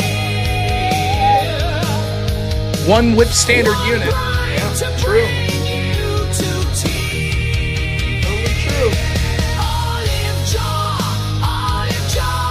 stands on Almost the there. top of the Almost mountain there. afar. A challenge Oh, inviting, that'll a count. sight so frightening. Olive Yes. jar crushes Nice. men like lightning. All right. That'll count. It doesn't show up on the super chat goal, but that's okay. We'll count it anyways. Mr. B, $20 says, no share, please. Just chair. You got it. Husky, $5. Here you go. Watching from England this stand. You still allowed to watch me there? Enjoy it while you can. Hey, Tommy Robinson. If there's one good news to cheer this week, it was that we finally had a judge that called it as it was with the great Tommy Robinson. And by the way, I hope to eventually be able to talk to Tommy. I would love to. I think the man's a fucking hero. I don't give a shit. But Rob, one time he said this thing that's racist. Rob, he said things you disagree with. Rob, he doesn't yell about Israel enough. I don't know a person who's put their own safety and reputation on the line more than Tommy Robinson to call out some of the most heinous fucking actions possible and been attacked not just by violent Islamic extremists that have tried to take his life, but also attacked by the very legal system of the country, of the people that he's trying to protect. So there's something that I'll cheer for. Get him, Tommy. 10 memberships gifted. Matthew, thank you so much, man. Really appreciate it. Ron Quay, $5 says, now that you mentioned the olive jar, I'm surprised Coach didn't bring that up since he was using OnlyFans girls as an insult constantly. Yeah, the guy Andrew debated, I know. And then Jason Eager, $10 says, morning, Rob, here's for the chair, night shift. Night shift coming through again. All right, let's do it. Thank you guys so much. Always appreciate it. You guys are the best. All right. Ulix, what's happening? Congrats on the debate, fellow racist. Yes. I didn't know I was racist till yesterday either. Yeah, now, in case the audience is wondering, I was accused of racism for the following two things. First, for saying that the Founding Fathers probably wouldn't have viewed race mixing as the premier American value, and that they probably wouldn't be happy to see people that are like Muslims winning prominent elections. That apparently made me racist. By the way, it's not saying what I believe whatsoever. I'm just saying that's the truth of the Founding Fathers. And then the other thing, this is even more hilarious that makes me racist. The fact that I was inquiring about and commenting on the fact that according to the Democratic Republic principles outlined by the framers of the Constitution, the people, the limited amount that were allowed to vote, were only directly voting for the House of Representatives. And they did not vote for senators or for the president. And that made me racist for pointing out that factoid. So at that point, everything's racism. Yay. It pains me to admit I actually used to watch him as a agnostic atheist. Really? Yeah. I mean, is he like, let me try to steal him. Is he maybe a little more palpable, like if he's not in a debate like that? Like if he's just doing a show on his own? No, it's the name, Godless Engineer. It sounds like he must have a good take because he's an engineer of some type. Yeah, it's really, I don't know. I'm only shocked by like, first off, the fact that you're willing to put yourself out there and debate a lot would seem to intuit that either A, you're okay, you're at least kind of competent at it, or B, if you're not, by the time you're doing it multiple times, enough people would be like, whoa, buddy, what are you doing? Even people that like you would be like, hey, I don't know about that, man. You're not doing so hot here. So, okay, here's a dude that does a lot of debates, I'm told. And then he focuses on, basically attacking Christianity, Christian nationalism. So I was like, oh, this dude will be at least some sort of a challenge. And I kid you not, I know people that aren't Christians, just literal, like regular people that have never done a debate in their life that would have given me a far better debate than that guy. He was worse than I could ever imagine. And I'm just like, I was dumbfounded. If I was an atheist, I would be furious that guy was out there speaking. I would be like, shut up. Well, what are you doing? It's all about outcomes for them. Ends justify the means up to a certain point, as long as it's like an optics win as well. But I mean, I said in the beginning of the chat that that's what he was going to argue. He's going to argue gay marriage. He's going to argue women's rights. And that's exactly what he said. He did in his opening statement, but then he basically didn't get back to anything. I mean, he made the one point, you treat women as property, like as a throwaway line. But the bulk of his arguments that he focused on was this absurd democracy attack and then a misunderstanding of the First Amendment. And it's like, this is why this is stupid, because we're talking about, in debate, we call this, there's an idea in policy debate called fiat, right? The debate isn't, will this happen? It's, should this happen? And there's a difference, right? Because if I said, for example, in policy debate, if I said the United States should give all the land back to Native Americans, will that happen? No. So it's a bad debate to just say, well, will that happen? Because it's easy to prove. No, it's not going to happen, right? So the question is, should they? And we have this concept called fiat. And fiat is this nebulous term that basically means like the tool for which we'll imagine that this would be passed through, right? So fiat would be, we say that Congress go ahead and passes all the legislation that would be necessary in order to get us to the point where the United States is giving all the land back to the Native Americans. Some things that could be an impediment to fiat could be it's illegal, it's not constitutional. But the concept of should this happen basically means that you're like, yeah, well, we would just get enough votes to change that, right? Because we're not arguing about whether it can happen, we're arguing whether it should happen. That's the point, right? And so it's fair to make an argument, look, your worldview would never happen. But for that to be the core attack, and by the way, just be incorrect, that it would be illegal to what I put forth as Christian nationalism would be illegal. He's just wrong, right? It's a bold losing strategy, particularly when you come from a background of like Christianity evil, Christianity bad. Then make those arguments.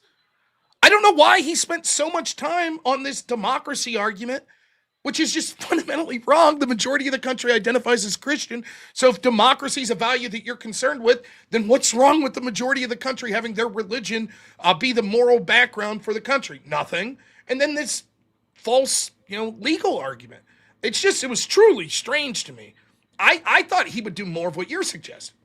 He did make the argument like, oh, there are people that would be disenfranchised like the LGBT, but I mean, honestly, Ulix, from your perspective, he spent very little time on that, right? Yeah, he did come back around to it a little bit with the, Christians would stone children and he says it in the dumbest way. It beats them with rods, yeah. I mean, I don't know what to say. It was not a good effort. And like I said, like I just feel like if I was an atheist, I would be like, this isn't a good representation of my worldview. I don't think he's doing a good job here. And keep in mind, this was 15 years ago, so he's been doing this for a long time. Imagine that. Imagine getting absolutely fucking embarrassed and trounced by a dude who's literally never done a religious debate. And you've been doing this for 15 years. I mean, I don't know what to say. Again, surely, like, if it was one of these dudes that, like, that Mark Reed guy, I think he did a way better job than this guy would have. Like, for real, I think there's a lot of atheists out there. I've seen atheists debate very effectively. I was a Christopher Hitchens fan. That dude would clean me up in a debate in Christianity. No doubt in my mind. I'm unashamed to admit it. Christopher Hitchens, one of the best, like, sort of public debaters probably in history. The guy was a genius. He's unbelievable. I saw you employ my favorite Hitchens technique. Actually, I'm gonna tackle this in reverse order. Yeah. So you go through the points in reverse order, just to flex on him. Yep. That's something like one of the things that like he did as well. It's not super common with Hitchens, but it is something that he's did is like when you're like, if this is true, then the opposite must also be true, right? So like if it's good to have Christian nationalism, then it must be bad to not. It's not exactly that. So when at one point he said, it's whataboutism for me to question his worldview, then it must also be whataboutism for him to question mine, right? Or the audience question at one point said, if you're right that Christianity is so good, then why is it declining? And I'm like, I don't think there's a correlation, right? But if there is, then the opposite would also be true. If the majority of people are Christian, then it must be the most true, correct? Mm-hmm. If there's a correlation, okay. If you say 90% of the people in this room are Christian, right? And we're just evaluating this room. Or let's just say hypothetically the country. 90% hypothetically are Christian. But then this year it lowered to 89%. That must mean that Christianity maybe is not true. Because there's some correlation to how many people believe it and whether or not it's good and true. And I say, but it's still 89% of the people. So if your argumentation is the connection of how many people believe something is whether or not it is a good thing, then you would lose that. And of course, my opponent was just like, I don't know. I don't know about any of that.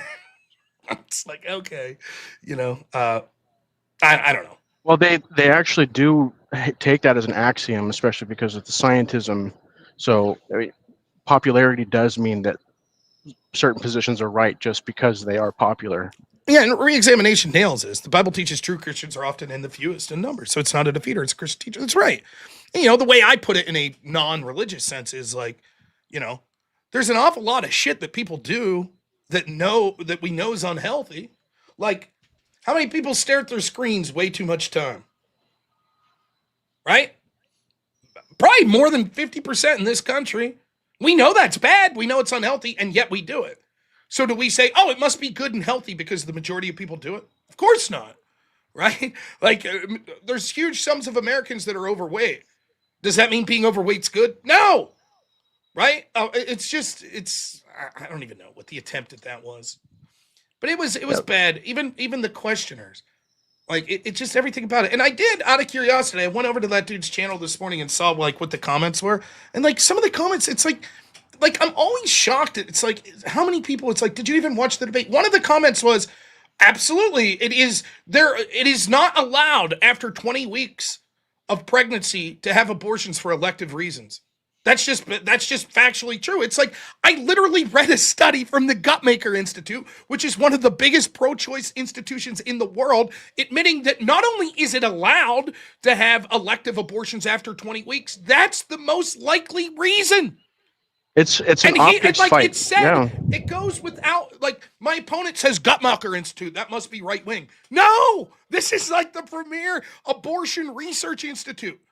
And then the people watching the debate go, I choose to completely ignore that and make the exact opposite claim. Not only is it not the most opposite claim, but it literally never happens, nor is it allowed to happen. What do? When you can show that like 70% of them are elective abortions after 20 weeks, and you show it from a source that they would defend, and they're like, no. It's wrong if it makes him look bad. That's so exactly that's why he gets stuck on these things. The way you said it makes me look bad, even though you're right. Yeah, it's so. Well, hey, Ulix, thanks so much for the kind words. Wait, I'm sorry. Go ahead. Go ahead. I'm sorry. So, based on exit polling, I think we know the two ways that we need to target, future elections, and that's this number one issue is still immigration. The number two issue is the youth, and young women and foreign borns. Yep. Yeah, no one's youth are safe. So Mormons, God love them. 50% of them believe that within their lifetimes there will be institution of female priesthood. And this is Mormons below 40. There's based on a poll. And so Mormons are not immune. Their youth are at risk. Everyone's youth are at risk. Yep. So we can't just say have kids, because the institutions that have our kids are co-opting them. Yep, I totally agree. Hey, man, I'll let you go. I'm going to play a video, like sort of a little bit with what you were saying here. But I appreciate it as always, Ulix. Thanks so much, man. Yeah, have a good one. Yep, you too. Ron Quay, $5 says, will Max now admit the left is violent after California voted to gerrymander? First, that. Now everything is racist. Where do these people come from? No, Max says there is no left wing in the United States. So if you said that, he'd say, yep, the California government is a right-wing government. And yes, gerrymandering is violence. And yes, they are gerrymandering, which is right-wing violence. That's his argument. Knack Talk, $5 says, get that money, Rob, buddy. Thank you. And Chicken Pork Adobo says, morning, bravo. Thank you. Here, this is the new mayor of Coeur d'Alene, Idaho. Dan Gookin. Ready? They don't give. Talk about Christians. I'm a Bible-believing Christian. I believe in Jesus, and it guides my life. As a Christian conservative, so Christian family values, Christian conservative, mindless, cult member, group-thinking morons. Are you a pussy? You're a pussy. Christians, they tend to be the rudest, most disrespectful jerks I have ever seen. I seriously think if Jesus were here today, he would have a message for everyone who's a Christian, and he would just say, get the f*** those racists and white supremacists. Gay? I felt really gay last night. Come over for a gay time. Really gay. Christian nationalism. Now, but let's cut right to the chase. It's white nationalism. Real hardcore Christians to himself and to go to hell. There you go. There's your mayor. All right. I got to stop messing around. While Jim Bob's reviewing my debate, good. I'll have to check it out. I'll be interested to see what he thinks about it. All right. Here's the deal. We got 1, 2, 3, 4, 5 people left. I'm going to give you all like 5 minutes apiece. That's all I could do. Now, I'm going to go in reverse order because this person has to be uncomfortable. Bill Tifa. Oh, yeah, I got you. I brought you on, Bill Tifa. I see it. There he is. Get your mask on. Get your mask on, Bill Tifa. Oh, shit. How you doing today, man? Pretty good. Thank you. I got to tell you something. I almost caught you. It's like when they found that Antifa trap house, the door was open and they filmed them. I almost got you for a minute. Mr. Bill said I can lower my rent if I do something nice for you. So Okay.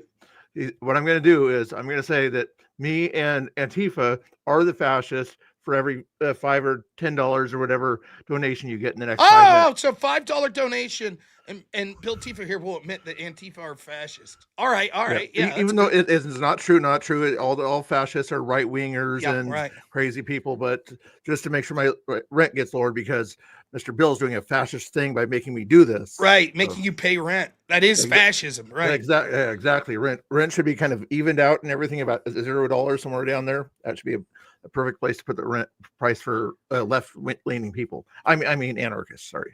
Now, are you excited? Are you excited by the election results, particularly Mamdani and Jay Jones winning? Does that excite you as a member of Antifa? Yes. I totally agree with their sentiment and everything. You know that political violence is bad, but once in a while, if you say something that somebody should kind of be unalived that doesn't agree with you, that's not the worst thing in the world. But for some people, I guess. But, are you? Now, listen, I think Mamdani probably agrees with you that rent is fascism. So, what's it like to finally your political movement gaining steam that like it's fascist to make people actually, like pay for things like food and rent? Yeah. You shouldn't be doing that and everything. Everything should be free. I should be able to go on a bus and a whole bunch of homeless people go on the bus with me. They can hang out there and everything and just talk to their buddies or whatever and do their special things, and then I can get off at the next stop and everything. The right wingers, they don't have to ride the bus. They can sort of kill the earth with their gasoline engines and everything like that. The homeless people deserve to live in the buses. And What's next for Bill Tifa? What's next for? I know Antifa is not a group; it's just an idea. But if they were a group, what's next after these tremendous election victories here? Well, we're always going to be the anti-Trump group, of course. So we got a group of us with hanging out with the leftists over there at the Washington Mall, going against tariffs or something like that right now. So tariffs are bad and everything.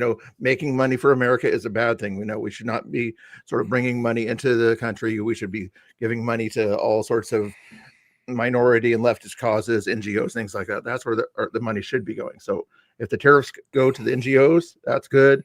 Tariffs go to veterans and things like that, that's a bad thing. Well, Bill Tifa, I gotta say, man, like I think that the fact that you're willing to come out here, even though we're not seeing your full face, given that there's been a big move there in Portland and in some other places to sort of go aggressively after members of so-called Antifa, it's pretty brave of you. What do you think? Are you worried about this? Are you worried about a crackdown? No, National Guard. They won't come here because there's too many judges and everything in Portland and Oregon and everything that say they shouldn't come here, and it'll take forever for it to go to the Supreme Court, and maybe those fascists in the Supreme Court, they'll probably eventually say, yeah, he can send it in the National Guard to protect the ICE building while ICE people actually do their jobs and do the immigration thing, rather than having to protect the building from people like me. Not that I would do anything to attack the building. No, we just stand there and laugh at ICE agents. Well, but can I say one more thing? Yes. So last word here. I'm going to put a link out to your landlord, only Mr. Bill, who's actually like a based like conservative. He's fascist. He's fascist. Or fascist, however you want to put it. But I'll put a link to his channel. But go ahead. We'll give you the last word. I was like, make sure you're checked and everything. If they want me to say it one more time, I think I did see somebody in there. Yeah, So you did. You got one $10 one, so go for one it. $10. Oh, you guys are so cheap in this room. Anyway, Antifa are the fascists. Oh, clip it. And they're a real organization too. How about that? Bill Wait, no, Tifa, no, thank you. Oh no, they're not real. Okay. Oh, Thank okay, you so okay. much. Until five more dollars. $5 more. There's I'll assume that you're going to get $5 more. So Antifa is an organization. Oh, nice. Well, hey, tell Mr. Bill I said hi. It's always nice Okay. to hear from him. Not so much you, Bill Tifa, but thanks anyways. We'll see ya. Okay, thank you. That is the alter ego of our friend, only Mr. Bill. Check out his channel. Very cool guy. Ducky, I want to answer you. He said, what does the left say about data farms and how they extend the demand on fossil fuels? They're now saying climate change isn't an issue. That's what they said. That's what Bill Gates is saying. They don't give a shit. The logic of it doesn't matter. It's that simple. Just like they said we all had to have electric vehicles and yay, Tesla's the best until Elon comes on board with Trump and then it's Tesla's the worst. All of a sudden climate change didn't matter. That's what they say. Zencreos, $10 says $1 a minute. What's your debate last night? What terrible arguments made by the secularists, of course. Good work, Bill Tifa. Always appreciate it. All right, we got like 5 minutes per caller here. Let's go with Miggy. What's happening today, man? How you doing? Well, pretty good. Well, kind of black pill on the whole thing with Mondani. I already texted my friends and my family members, keep your head up, don't let your guard down, and watch your back at all times, because we're going to see crime and terrorism pretty much rise considerably. First gradually, but then considerably as time goes on. Yeah, I mean, it looks bad. It looks like it's going to be. Now, let me say this first and foremost. I'm completely against what Mamdani stands for. I am actually hoping that he proves me wrong. Same is true of any Democrat that was elected last night. I hope they do a phenomenal job for the people of their state and the people of this country in general. But I'm not an idiot, and I see what they're promising. When I see someone that promises violence, like Jay Jones, when I see someone that's promising all these bullshit socialist and borderline Marxist policies, I know that it's going to fail. And so I'm not rooting for it to fail. I'm just predicting that it will fail. And when it happens, what do you say? You're just like, how did you not know? How did you not know? We could see how this is going to be a failure. We see how it worked out in the past when we tried these sort of things. So, it's because it's weaponized empathy. This is, Asmund Gold, right? He has been talking about this nonstop, and people think he's just, spitting out hot air, but it's pretty much weaponized empathy, suicidal empathy that a lot of the more upper middle class women believes in, and they will vote for this stuff all the time. They were the big deciding vote yesterday's elections for all of the exit polls. Foreign-born people and young women. Yep. Not just young women, middle-aged women too. Yeah, well, young women worse, but yeah, women in general. Yeah. I mean, it's and I saw people talking about this. The same women that will bitch at you and say this society's so evil because I get catcalled walking down the street are voting for people that are promising to basically let everyone out of prison. Yeah. So the predictable results, like, okay, you're going to get actually attacked on the street, and then you're going to say, look at the fucking what? Oh my goodness, it's the men's fault. It's their fault. When we're like, we told you this is what you were doing. Yeah, the thing is, I have a friend, his name is Brian. I mean, he basically kind of like took the red pill and became more of a, independent kind of guy. But like, he has a girlfriend that lives in Manhattan. He lives in the Bronx. She already been assaulted twice last month. And he was already looking to do something stupid to take matters into his own hand. I told him not to, even though the cops said they couldn't do anything about it, since they were pretty much overwhelmed, understaffed, and they're pretty much going to get even more understaffed.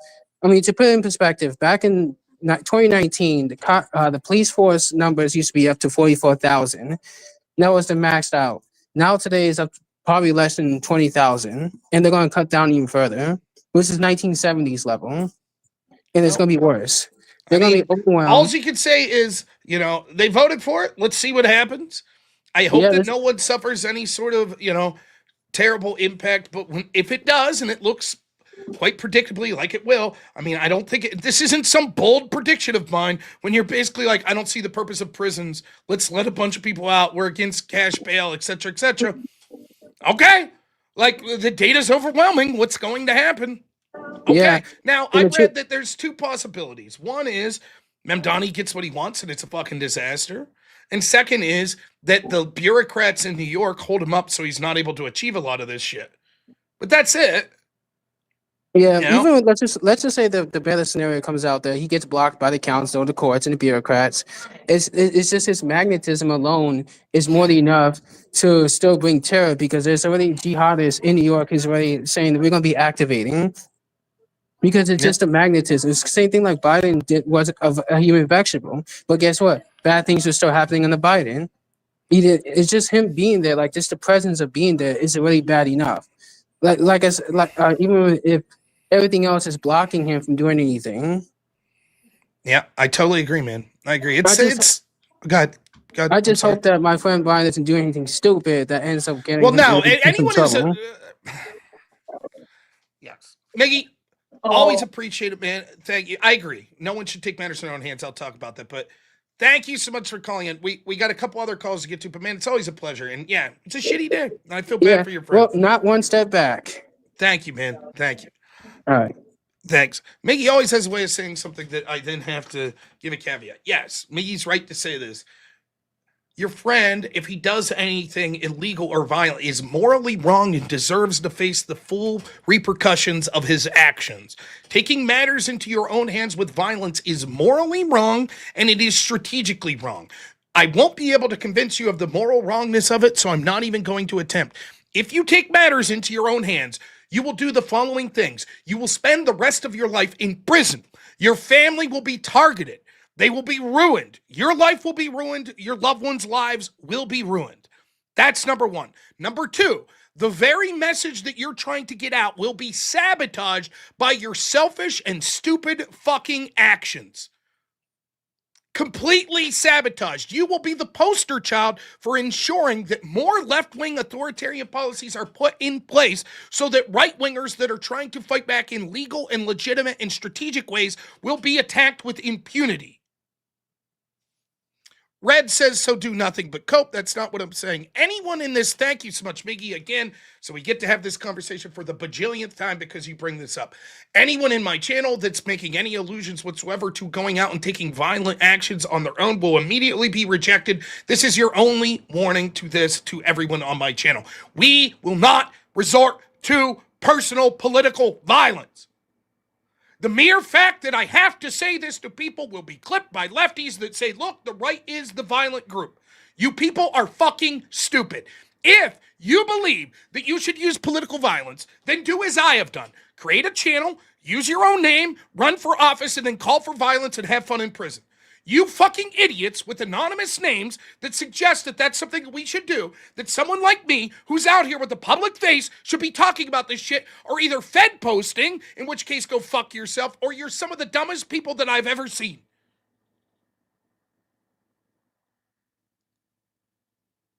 Thanks, Miggy. I know that wasn't your intent, but I understand when you call in and say, I know someone who's about to do something violent. You're opening up a can of worms that's fucking ridiculous. Miggy, to you, I'll say this. It's at least two people you know now that are on the cusp of doing things that are illegal. Please, if you think that they're doing that, contact the authorities. I don't know what to say. I think Miggy's one of my favorite people that calls in, but my goodness. We got to be careful. Okay. Bat Fricker, you're next. What's up, sir? How you doing? What's going on, man? Am I coming through okay? Yeah. The My Little Pony avatar? Yeah, I've been on here before. You must not have noticed last time or didn't care. I noticed. Now, I will say this. I've not gotten into the next level of, like, kids shows. But you know what show my son likes that I get a lot of shit for? He likes the show. It's called Gabby's Dollhouse. Yeah, my sister's like that. Apparently there's a movie. Like that. There's a movie coming out, and he really wants to go see it. I'm like, can we go see Transformers? But anyways, what's on your mind, man? The debate last night. So, first of all, I am an atheist, and it's not really a big deal. I'm just full disclosure. Sure. No problem. Godless Engineer, I've known him for, not personally, I've known about him for a long time. He is absolutely an idiot. I probably stopped watching him about 10 years ago because he just makes extremely, extremely poor arguments, as you saw. Yeah, I mean, as an atheist, I would think, or even not even an atheist, maybe you're Christian or you're a different religion, and you're like, yeah, I don't want Christian nationalism, even in the way that Rob's saying it. If I was one of those people, I would be absolutely infuriated by his performance. Because I think that it's like, for him to be, you kind of want, right, people, it's even, when it comes to philosophical or religious debates, it's exemplified even more. But in general, you want the people that are out there debating. If you're a Republican, you want the people that are out there as Republicans debating to do good. That's like representing your worldview. You want your worldview represented well. And to have someone that's out there, fucking shitting the bed, it's got to be infuriating. I think it does. Yeah, the I guess you call it contradictory thing is I absolutely want Christian nationalism. After thousands of years of being in place, you're bringing probably the best ideas forward as how to move as our particular people. Should absolutely base it upon Christian values in some form or fashion. It would be foolish not to. Who are we to just invent our own morals? There's no possible way that just the people living today have the best ideas possible, as we've seen in the somewhat recent past with socialism and stuff. Yeah, I mean, for me, I've said this for a long time. I think that it's possible to come to what I would consider a good moral behavior in life from a non-Christian perspective. I think it's difficult, but I'm not sure it's possible to do it as a society. So, for example, I don't know, I think inevitably with the secular society, if you just have subjective morality, I don't think it's possible at a societal level. I think there are a minority of people that are capable to get to a system that I would say, yeah, okay, you're basically, in effect, even if you got there through a different way, believing in majority of the things I believe in, right? You're against degeneracy, blah, blah, blah. We can go through the list, right? But as a society, I think even as an atheist, you could be able to look and say, look, the moral values that like a Christian society would put forth, if they're not going to force me to believe their religion, I say go for it, right? Yeah, take the reins. Because if you look at the alternatives, if they have worse outcomes, why would you want it? So, yeah, I see what you're saying. That is absolutely my position, 100%. There's nothing in secular humanism or anything along those lines that actually gives you some real basis to work in, because it's just my feelings, as we've all talked about before. Like that guy last night, right? Where it's like, okay, the reason the abortion argument is so important is because it's easy to understand, and it's a stark demonstration of where someone's rationality and morality is. There is no biological difference of measure for a baby one day before the due date versus immediately after they're breached. There's nothing. And to say, yes, we can exterminate that baby no matter what, it speaks to sort of a subjective rationality.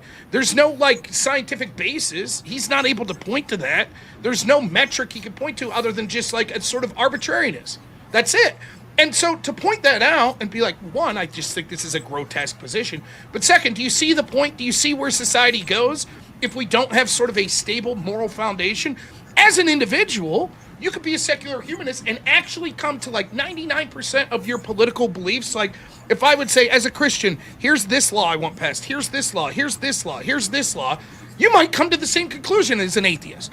Or as a Jewish person or a Muslim, whatever, it doesn't matter, right? Okay, great, I can live with you in society, no problem, right? But the problem is that what everyone that embraces your worldview would do, or what the majority of the people?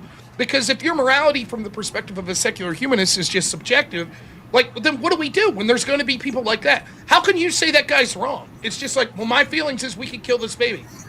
Where's the scientific data? Where's the rational discussion? It's whataboutism for you to ask me that. Yeah, how do we frame a society with that? It's just what the fuck are you talking about? That is essentially how I came to my position. And it's really frustrating because it is obviously true that you can use your Christian beliefs or whatever to come to whatever conclusion you want to decide which legislation to pass. As I understood it, whenever I was interacting with communities of people who debate one another, Christian and atheist and so on, the argument as I understood it that was a little stronger would be you can't write into the law that it is for religious reason. So you can say, yeah, okay. So I figured you understood that, but you never brought it up. And also you answered another question I had thought about last night with the previous caller regarding it's irrelevant because you're not asking, is it legal to do this? You're saying, should this occur? So yeah, you were spot on. You crushed him. Thank you. Hey, Matt, I really appreciate it, man. Thanks so much for the call. All right, later, man. You have a good one. All right. A reminder, we're only at 7% of our goal. We could do it day shift. We could get to 357%. Show that night shift who's boss. We could surpass $357. It's possible. We could do it. We got Zenkrios on the line. What's up, Zed? How you doing today? Hey, Rob. How you doing? Can you hear me? Yeah, I'm doing very good. Thanks for calling, man. Yeah. So I just wanted to comment on, I'm just going to make 3 points here real quick on the debate you had. So I forget what his name was, the something engineer. What was it called? Godless engineer. Godless engineer. How appropriate. He came out right off the bat and was like accusing you of being racist, right? And I think it's always interesting whenever Christian nationalism is brought up, people always associate it for some crazy reason with white nationalism. They always think it's just what you really mean is white Christian nationalism. And then you look at the statistics, right? You look at the religious landscape of our country. Let's see, 73% of blacks consider themselves Christians. 67% of Hispanics are Christian. In fact, whites in the United States, only 62% of them consider themselves Christians. They're the third, lowest overall percentage of people that consider themselves Christians. So yes. They infer this thing of the only people that are Christians are white, and it's like, excuse me, a lot of the Hispanics are very, very much fervent Catholics. Okay, and a lot of blacks consider them a super majority of blacks consider themselves Christians. So this whole thing where they try to associate white, with Christian nationalism is absurd. It's just let me steel man the position in the slightest, man. I agree with Okay. you, but I think what's the guy's name, Peter Wolf or something, that wrote this book on Christian nationalism that's often cited as Christian nationalism. He does say that there's a racial component to it. He does make these claims. He's basically arguing for a white Christian country. Now, so I could see how people would say all that, but when it's clear that right out of the gate that I'm explaining, no, I'm just saying the Christians that are out there should be put to positions of prominence and use their moral foundational basis in order to instruct law, which will then affect culture, family unit, Christianity, etc. I'm not saying white nationalism. Of course, he has to make that attack. It would be the equivalent if I said this, right? If I said, well, there's a secular humanist that wrote a book out there that said we should be cannibals, and then to be like, oh, secular humanist, you're a cannibal. This guy wrote this book and said he's a secular humanist and he's a cannibal. My opponent would be, that's nonsense. I'm specifically telling you, of course not. And the majority of us aren't. Same thing that you're suggesting here. The majority of Christians aren't white nationalists, nor would they want white nationalism. And it's clear that just because some dude says, I am a Christian nationalist and I'm also a white nationalist, doesn't mean that that's what other people that identify as Christian nationalists would be.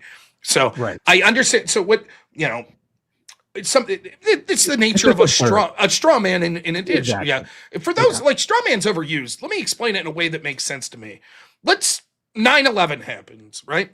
And I have an argument after 9/11 as a young man. I'm a senior in high school, and basically my argument went something like this: hey man, I remember growing up watching movies like Red Dawn, not the shitty remake, but movie Red Dawn's like, what if the fucking Soviets, who was world superpower, us versus Soviets, we didn't know who was going to win.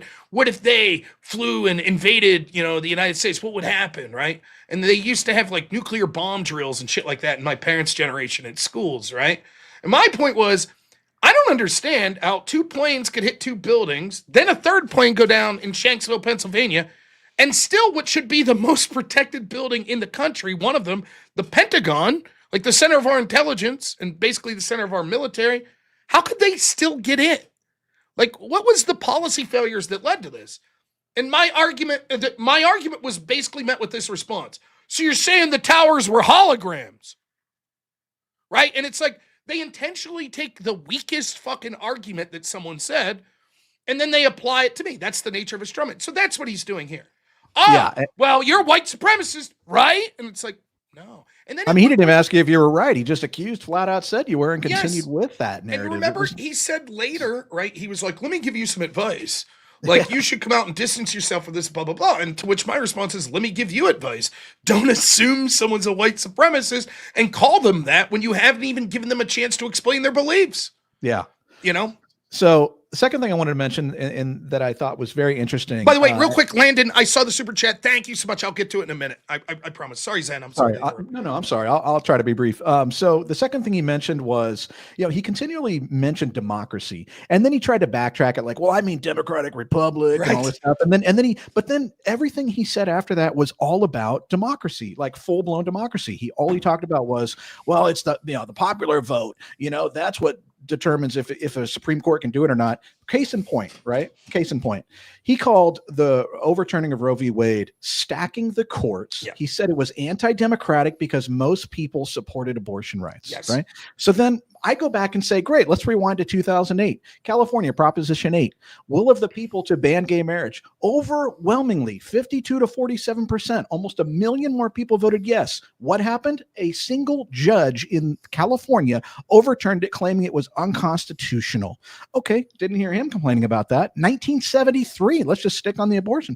1973, when the Supreme Court decided to legislate Roe v. Wade and enact it as a constitutional protection to abort. Guess what? Guess what the statistics were in 1973 when they polled? It was literally a tiebreaker. It was like 45.5% to 46%, yes versus no, with 9% had decided. It was not a popular, one way or the other. And yet he never wanted to say anything about that, right? And I tried to make this point specifically with the gay marriage, right? I tried to make this, right? He, because of the insanity of just the spurging out and all that, it was difficult to get into it, but he incorrectly goes to Oberfell, which was not my argument. My argument was Prop 8. That was my argument in California, right?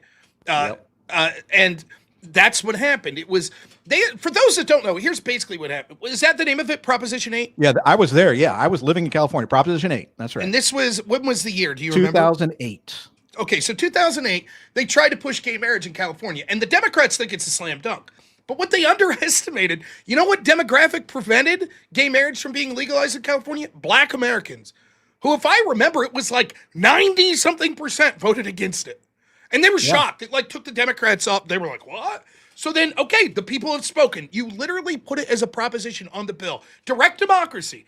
You, the individual, get to vote whether you think gay marriage should exist. It fails. So what do? They go to the court, and the judge says, nope, it doesn't matter. That's the point I was making.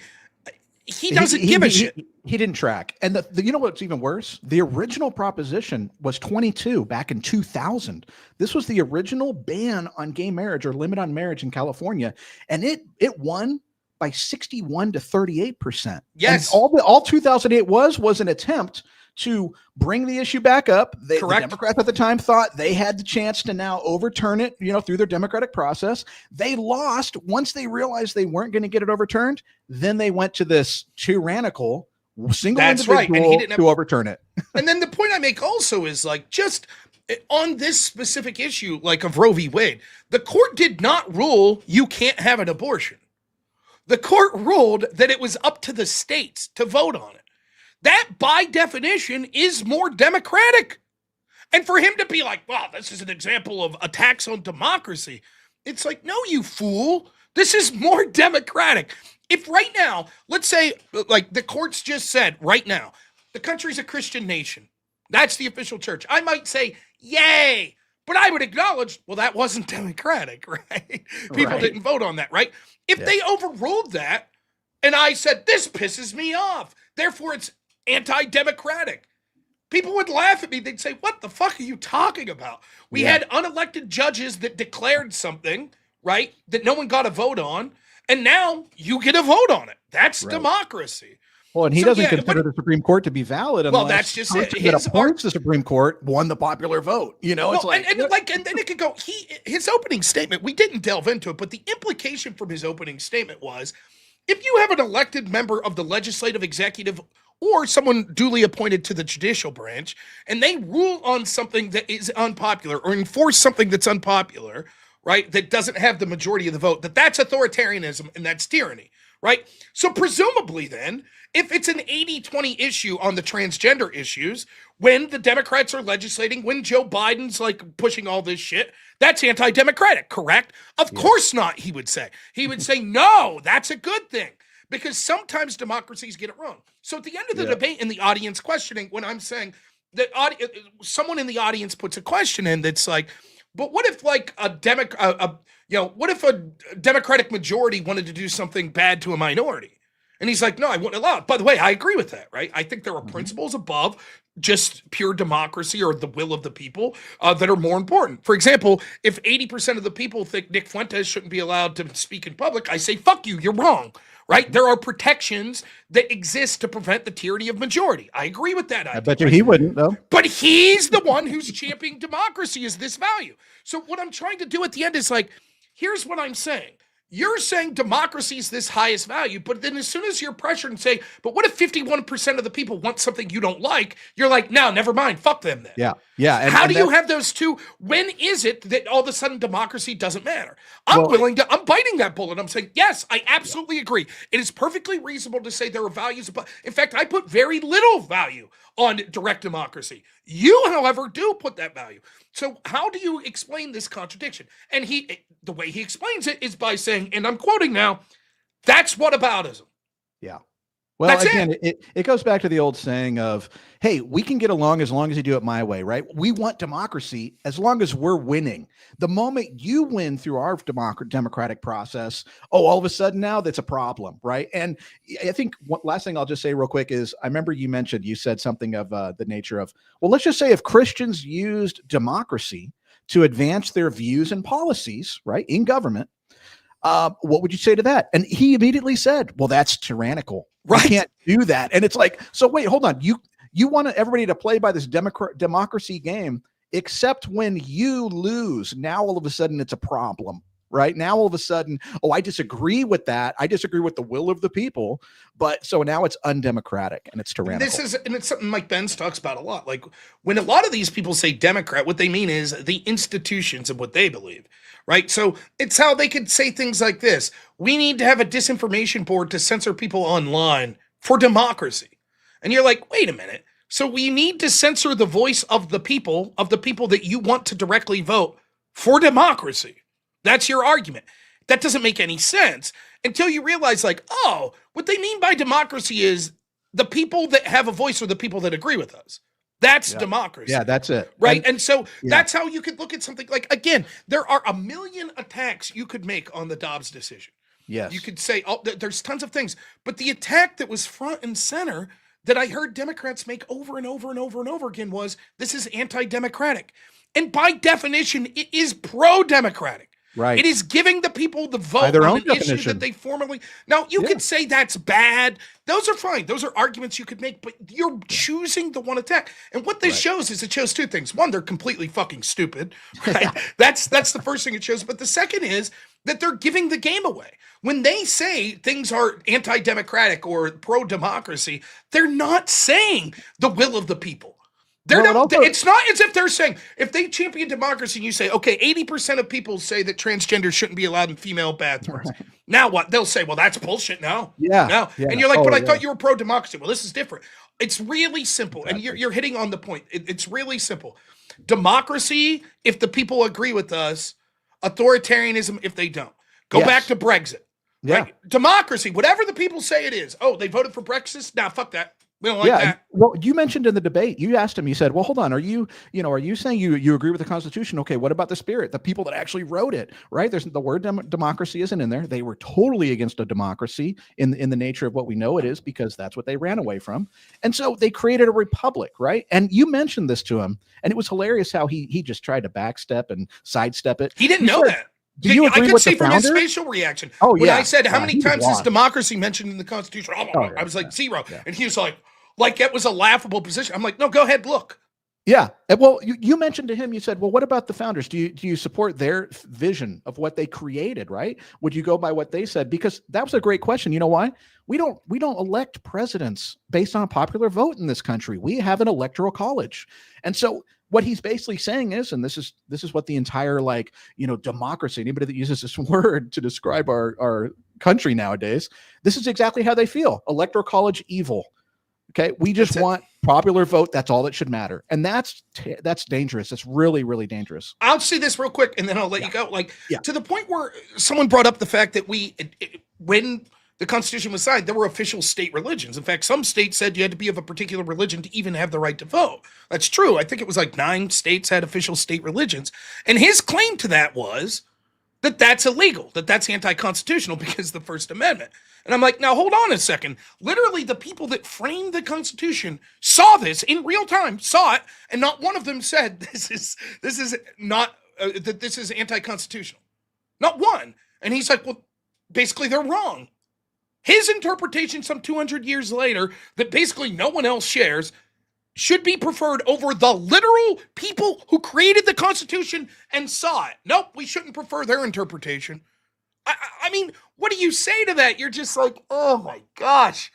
Like the level, and basically we're evaluating this in a way that doesn't make sense, because the truth is, the logic doesn't matter. Fuck the logic. I'm a lefty, I'm right, go fuck yourself. That's it.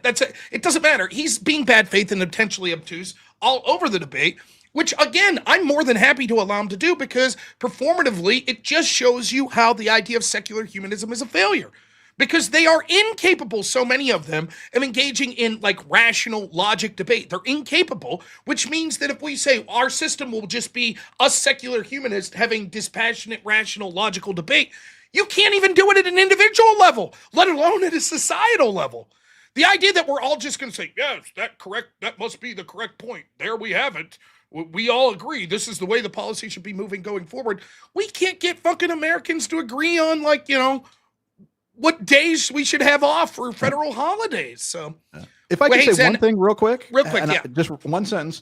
I always my dad used to tell me, he goes, secularists can live and exist in a Christian society without any issue, but Christians cannot live and exist inside of a secular society. And that's important to distinguish. So correct. All right, Zen. Thank you so much, man. I got to move along because MAGA's $5 says Antifa's an organization. Bill Tifa, thank you. And look at this absolute chand. Landon Manwaring, $100. Unbelievable. Says much love, Rob. Also, Irish Whip Song. Yes, we could do that as we're closing out. Now, what we'll need is we're a mere $52 away from our goal. Surely, collectively, you guys could come up with $52. You could do it. I know you can. I'm going to play this song because Landon is the man. Thank you so much. But I do have to get leaving soon, so get the donos in as the song plays. Let's do it. For you, Landon. Thank you so much, man.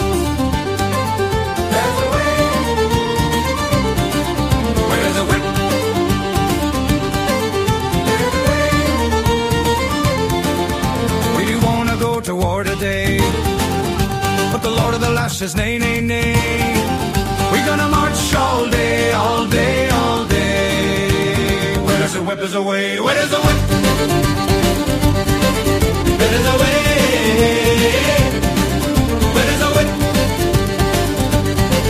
there's a way. We're gonna march all day, all day, all day. Where there's a whip, there's a way.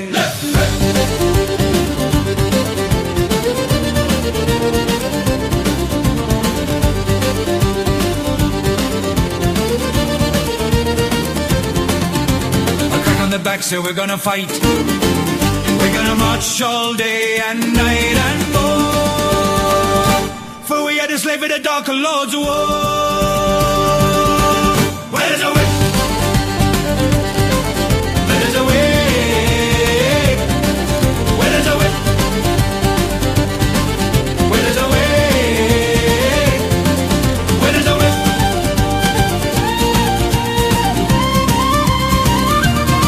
Where there's a way.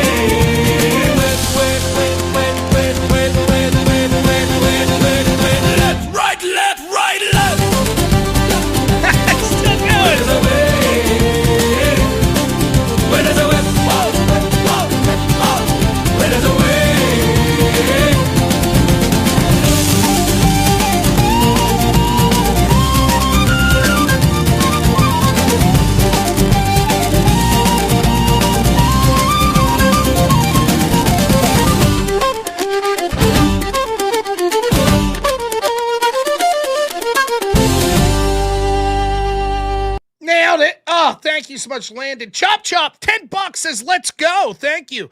Zen, $10 says, for the extra time you allowed me today, enjoyed it. Thank you so much, Zen. Always appreciate it. And because Race Car, $5 says, in Austin, all we trust. Houdini throws us over the mark with $50. Go! I did that higher pitch than normal, and I'm not going to be able to continue. Thank you so much, Houdini. Unbelievable. You guys are the best. Day shift for the win, baby. That Irish one is banging, right? 21K subscribers. Thank you so much. We're increasing. We're going to get to 25 soon. Love to get to 25 by the end of like January. By February, it'd be nice to have 25. Thank you so much to everyone that called in today. I appreciate you all. Thank you to my mods. Thank you to my editor, Black Elk. Thank you so much to everyone who donated, that liked the stream, that commented in the chats, or just sat here and watched, even if you dislike me. I appreciate you all. You guys are the best. We're going to raid the intrepid Jim Bob, who serendipitously is covering my debate from last night. Wow. So you get to see more Rob Noor, except Jim Bob. Hopefully he's saying, that was a 2 out of 10 goal. Hopefully he's saying good things about me. But I respect Jim Bob, so I'm interested to hear what he thought about my debate last night. I got to go pick up my son. Listen, don't get black-pilled. Don't get despaired. Your family's the most important thing. Your relationship to God's the most important thing. Temporary losses occur, right? That's okay. We need to march forward. We need to do what we can. You know if you're a good person. That's the most important thing. Be good to your family. Be good to your neighbors. Be good to your fellow church members. And even if you're not religious, those things about your family are still important. So don't get upset. It's all right. We can take a temporary loss and we can say, we have a smile on our face. We're going to go forward. We're not screaming at the sky like our left-wing opponents. So stay safe out there. Thank you so much. Have a good one, everyone. And remember, in these times where Jay Jones, a person who wants the death of his opponent's children, just won and is now the top prosecutor in Virginia, I implore you to remember the memory of Charlie Kirk, a great man who went out and tried to debate these people and was killed. And then they mocked him and mocked his wife and basically implied that he deserved it. Never forget the reaction of those lefties as we move forward. Thanks so much, everyone. We'll see you soon.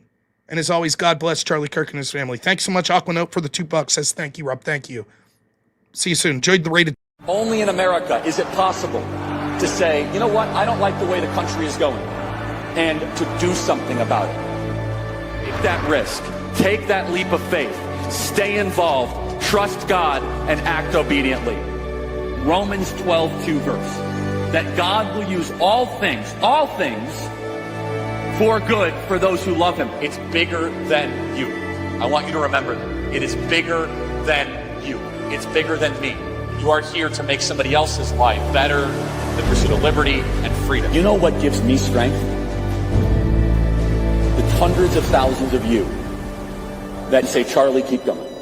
1 Corinthians 5 and 15. So that's all pretty amazing evidence, not just intra-biblical evidence, but extra-biblical evidence that Jesus Christ was a real person. He lived a perfect life. He was crucified, died, and rose on the third day, and he is Lord and God of all.